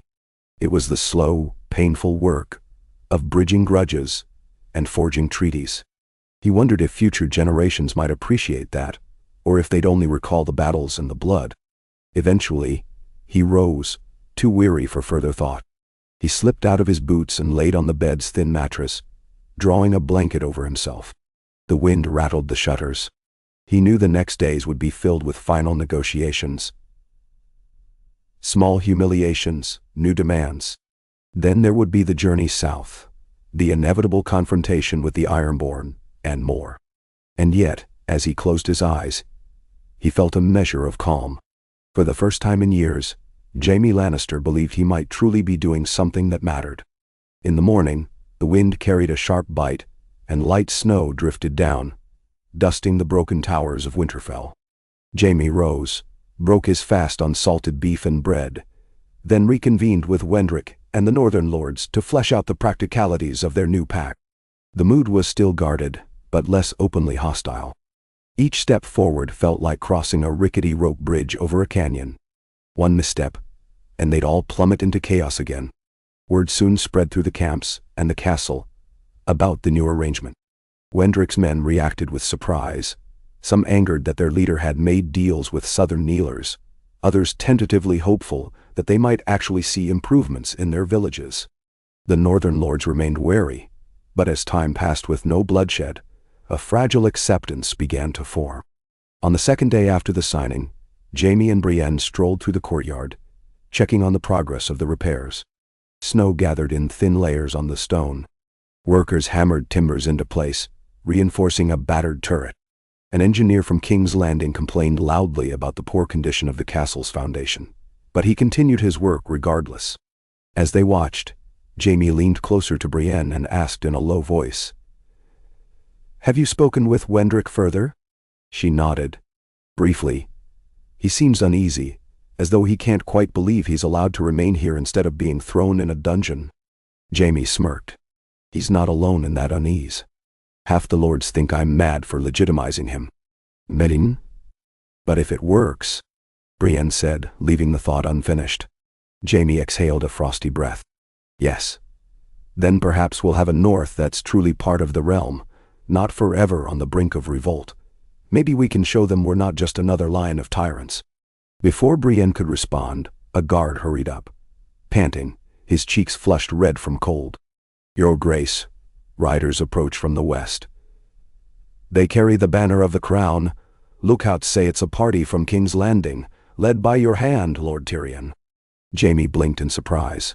He hadn't expected Tyrion to venture north himself, especially not in Winter's Edge. He must have come to see the outcome of our negotiations firsthand. Brienne smiled slightly. "Then let's go greet him." They made their way to the gates. Sure enough, a small column of riders, perhaps 50 in number, approached the castle under the Lannister banner and the crown's emblem. At their head, bundled in heavy furs, rode Tyrion Lannister, his breath pluming in the icy air. Jaime ordered the gates opened wide. Tyrion and his party trotted in, horses snorting, hooves clattering on frost-coated stone. Tyrion slid from the saddle with a dramatic wince, stamping his feet. "Seven hells, it's cold," he exclaimed. "Brother, you look well, though you must be half frozen by now." Jaime clasped forearms with him, a genuine grin easing the tension on his face. "Tyrion, I didn't think you'd come in person. I wanted to see if you'd been devoured by wolves or rebellious northerners," Tyrion quipped. Then he bowed theatrically to Brienne. "My Lady Knight, a pleasure, as always." Brienne inclined her head. "Welcome to Winterfell, Lord Hand." Tyrion surveyed the courtyard, the partial scaffolding, the swirl of activity. "This place looks as dreary as the stories said, but I can see you've made progress. So, tell me everything. The letter I received indicated you reached some sort of agreement, though you didn't go into detail." Jaime led him inside, beckoning for Brienne to follow. As they passed through the battered corridors, Jaime summarized the negotiations. The new charter for the North, Wendrick's role, the reluctant acceptance of the major lords. Tyrion listened intently, occasionally humming or arching an eyebrow. Finally, as they entered the great hall, the dwarf laughed aloud. "You've convinced the realm's biggest hotbed of rebellion to sign a treaty, and you turned their rebel leader into a sort of official representative. I must say, Jaime, you're either insane or brilliant." Jaime smirked wearily. "Perhaps both. Time will tell." Tyrion hopped onto a bench, warming his hands at a brazier. "Well, the good news is that the capital remains relatively calm. The Ironborn raids persist, but they haven't escalated to a full-scale invasion. Our coastal defenses are holding, though the Westerland's lords complain constantly about the cost. I left a regent in place, a loyal council of lesser lords, to keep King's Landing running. Once you've finished here, you can return, or, if you plan to remain in the north, I'll step in as needed." Jaime took a seat, his body craving a moment's rest. "I can't linger here forever. The North needs to see that we honor our commitments, but also that the crown must protect other parts of the realm. Maybe I'll leave a small royal garrison here to continue the repairs. Once Wendrick's men disband or integrate into local service, we'll have turned a rebel army into productive members of the realm. He allowed a faint smile. That's the hope anyway. Tyrion nodded. And if the Ironborn become more troublesome, you'll be needed back west. We can't have them raiding the coast unchecked. But at least you bought yourself some time by stabilizing the north. Then? They spent the afternoon catching up, with Tyrion regaling Jaime and Brienne about the latest court gossip. How certain scheming courtiers tried to manipulate the hand in the king's absence, and how Tyrion outmaneuvered them. He also brought financial ledgers, which showed the crown's coffers were strained but not yet empty. Brienne listened with a mix of amusement and concern, occasionally interjecting about the progress made with local knights. That evening, Tyrion asked to meet Wendrick Snow in person. Reluctantly, Wendrick agreed. They convened in a small side chamber, with Jaime and Brienne present. Tyrion watched the tall northern rebel for a moment, then offered a cordial bow. "My lord, pardon, I mean Wendrick. I hear you're the champion of the North's neglected. I'm here to see if you're as fearsome as the rumors claim." Wendrick, arms crossed, regarded Tyrion's dwarf stature with slight surprise. "You're the king's hand?" I expected someone taller." Tyrion chuckled dryly. "Many people do. Don't worry. I'm accustomed to it. In any case, I've come to see if the arrangement you forged with my brother is sincere on both sides." "Nando." Wendrick glanced at Jaime, then back to Tyrion. "We're not friends, if that's what you mean. But if this charter is honored, I'll not raise arms again, unless the crown fails us." Tyrion nodded. "Fair enough. Let's discuss how to make sure the crown doesn't fail you, and you don't fail the crown. We dwarves have a knack for details, you see." Jaime observed the two men speak for a while, a strange sense of relief pooling in him. Tyrion's diplomatic skill, combined with Brienne's unwavering honesty, had helped him navigate each crisis so far. Now the North seemed ready to stand down from outright rebellion. If the Iron Islands could be pacified, or at least contained, then perhaps Westeros might see a rare season of peace. The next few days were a whirlwind of final arrangements. Tyrion advised Jaime on the best wording for Wendrick's new position, suggesting a title like Protector of the Wolfswood, subject to the rightful lord of those lands, but vested with authority to represent the small folk. The lords grumbled, but with the newly signed charter in place and the presence of the king in the hand, they accepted it with ill grace. Wendrick's men gradually disbanded their camps in the surrounding woods, returning to their villages with the promise of some crown-sponsored relief for the coming winter. A small handful remained as Wendrick's personal guard, but the rebel army was no more. On the final day in Winterfell, Jaime surveyed the courtyard with Brienne and Tyrion. Snow had continued to fall, layering the broken ramparts with white drifts. Workers had covered the newly reinforced roof of the great hall. The assembled lords prepared to depart, some heading back to their distant holds. Jaime could sense the relief in their ranks. Few wanted to remain in Winterfell's battered ruins now that the official business was done. Wendrick approached, flanked by two of his men. He still wore furs pinned with the rough direwolf brooch. "You'll leave a garrison?" he asked Jaime. Jaime nodded. 20 men, plus the engineers for a time, to help rebuild. "It's not an occupation force," he added, seeing Wendrick's brow furrow. "They're here to maintain the progress we've started, coordinate supply lines, and ensure no new bandits take advantage of the chaos." Wendrick's gaze flicked to the ramparts. "If that's all they do, so be it. I'll remain here for now, work with the local lords to restore order." Jaime inclined his head.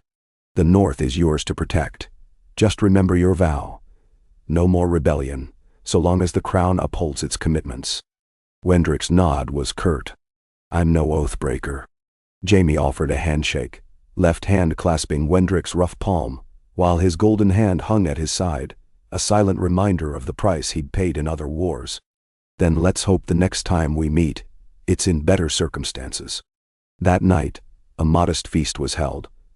Humble by Southern standards, but a gesture of reconciliation. The great hall, though partly repaired, housed a scattering of tables and a roaring fire. Northerners and Southerners mingled uneasily, exchanging stiff toasts. Tyrion tried to lighten the mood with clever jests, though some fell flat before Northern stoicism. Jaime could tell the lords just wanted to go home, to see if this peace truly held. Brienne sat beside Jaime, saying little, but her presence was a comfort in the midst of so many uncertain faces. He found himself wishing for simpler times, but he also recognized that this was how peace was built, through imperfect gatherings, forced smiles, and written pledges that might or might not endure. If it saved thousands from war, it was worth it. At dawn, Jaime mounted his horse outside Winterfell's gate. His company was ready to depart, along with Tyrion and their combined forces. Snow drifted lazily. Brienne, wearing her battered armor and a heavy cloak, pulled her mare alongside Jaime's. She was preparing to ride with them, though Jaime had suggested she might remain in the north if she wished. She only replied that her duty was to protect the realm as a whole, and that meant returning to King's Landing or wherever she could do the most good. Tyrion, bundled in furs, gave Winterfell a last appraising look. "We'll return south by the King's Road, I assume. Let's hope it's in better condition than the last time I traveled it." Jaime clicked his tongue at his horse. "Yes, we'll make for Moat Cailin, then south. It's a long ride, but I'd like to see how the repairs on the roads are progressing." They nudged their mounts forward, passing out through the gate. Wendrick stood on the ramparts, watching them leave with a guarded expression. Jaime raised a hand in farewell. The newly minted protector of the Wolfswood inclined his head. Behind him, a handful of rebels-turned guards observed in stony silence. As the king's party departed, Jaime felt the swirl of emotions that always accompanied these farewells: relief, uncertainty, and the weight of so many expectations. The track of hoofprints stretched behind them in the snow. They traveled south, the bitter cold nipping at their faces. The King's Road was passable, though they encountered stretches where drifts clogged the path, forcing the men to clear the way.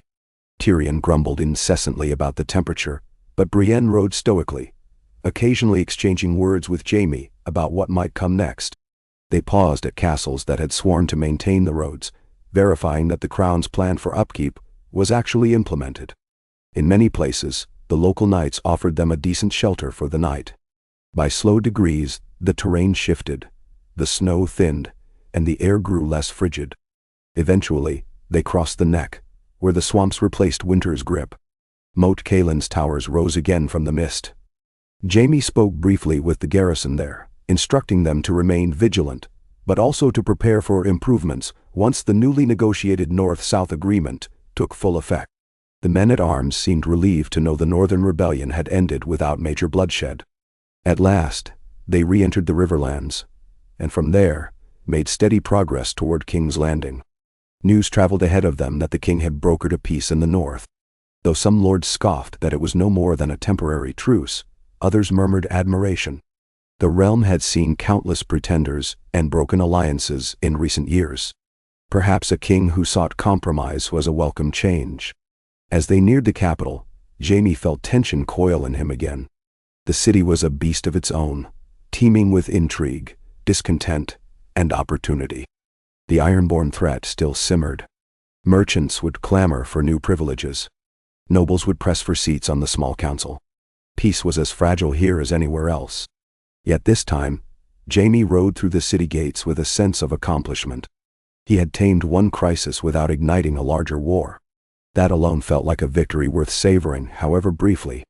They reached the Red Keep near sunset. Tyrion departed at once to check on his networks and confirm that the caretaker council had not undone all his policies. Jaime and Brienne, both road-weary, made their way to the main courtyard. Knights and servants bowed in greeting. A hush of curiosity spread through the corridors. Everyone wanted to hear about the negotiations in the north. Jaime, exhausted, offered curt acknowledgments, promising details later. For now, he simply wanted to wash, eat, and rest. Later that evening, after seeing to basic comforts, Jaime found himself summoned to the small council chamber. He sighed, suspecting there would be no true rest yet. He beckoned Brienne to join him, anticipating that the lords might want a direct account of her role. They entered the chamber to find Tyrion seated at the head of the table, swirling wine in a goblet. Across from him sat a few familiar faces, a master of coin, a master of laws, and a master of ships. All rose when Jaime entered, but the tension in their posture was apparent. Tyrion inclined his head. "Your Grace, welcome back. We've been conferring about developments since your departure." "Da." Jaime took a seat, motioning for Brienne to stand near him. "What's the situation?" The Master of Coin, an older man named Riker, cleared his throat. "The Ironborn raids are intensifying near Casey and Fair Isle. We have urgent pleas from those lands for reinforcements. Your instructions to the Westerlands lords have helped, but they claim they lack resources to chase the Ironborn at sea. The Crown's fleet is still modest." Jaime grimaced. "We'll have to strengthen the Navy or arrange an alliance with the Redwine fleet from the Reach. Meanwhile, we can't ignore the possibility that the Ironborn might attempt a larger assault." The Master of Ships, a short, stocky woman who had once served the Royal Navy under Stannis, chimed in. "I've been building new war galleys as you commanded, but it takes time. We might have a dozen ready by spring, not enough to dominate the seas but enough to harass the Ironborn, unless we hire cell sails, which we can't really afford," Tyrion added dryly. "Not without raising taxes, which we just promised not to do for a while." Jaime rubbed his forehead. "Very well. We'll do what we can with the resources at hand. Let's organize a defensive squadron. I may have to travel west once again, or send someone I trust to coordinate. We can't let the Ironborn run rampant." As the council continued, Jaime felt the old weight settle on his shoulders. The north was stable for the moment, but now the coasts cried for help. There would always be another crisis. So it went, being king in a realm still recovering from war.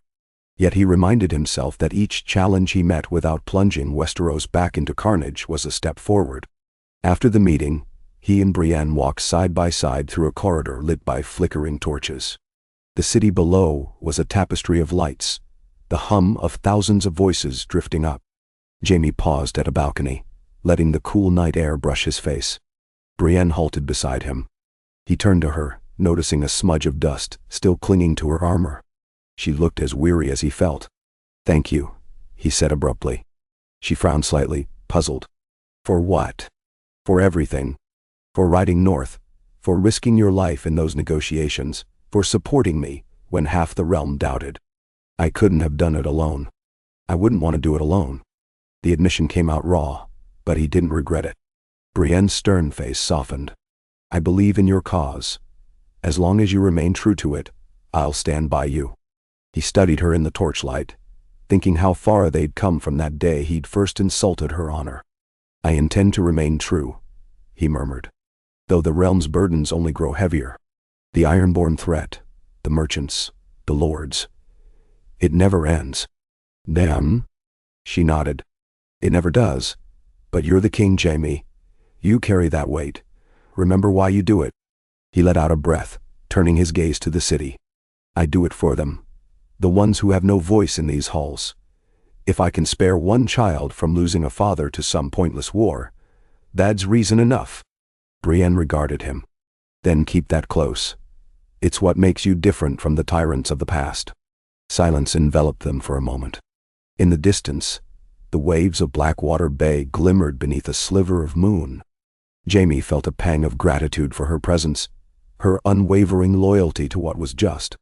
He could not recall ever feeling so anchored by another person's respect. For years he'd lived by the sword and the mockery of Kingslayer, but here and now, he had a chance to be something else. "Will you remain in King's Landing for a while?" he asked, perhaps more softly than he intended. She nodded.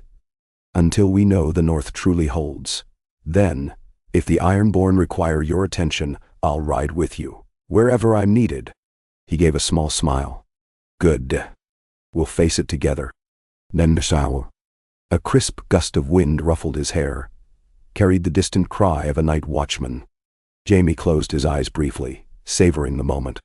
When he opened them, he saw that Brienne stood straight and resolute, ready to guard him against any threat that loomed.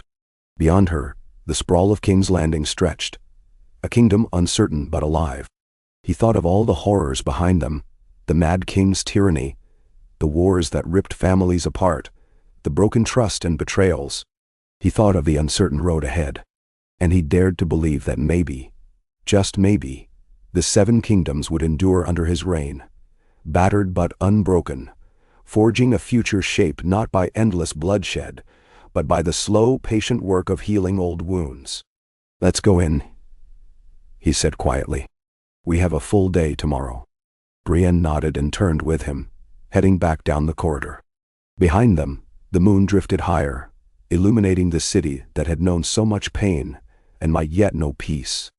And Jaime, the king who never truly wanted to be one, walked forward with a burdened heart and a slender thread of hope that he could, in time, be more than a kingslayer, and that Westeros could be more than a land of endless war.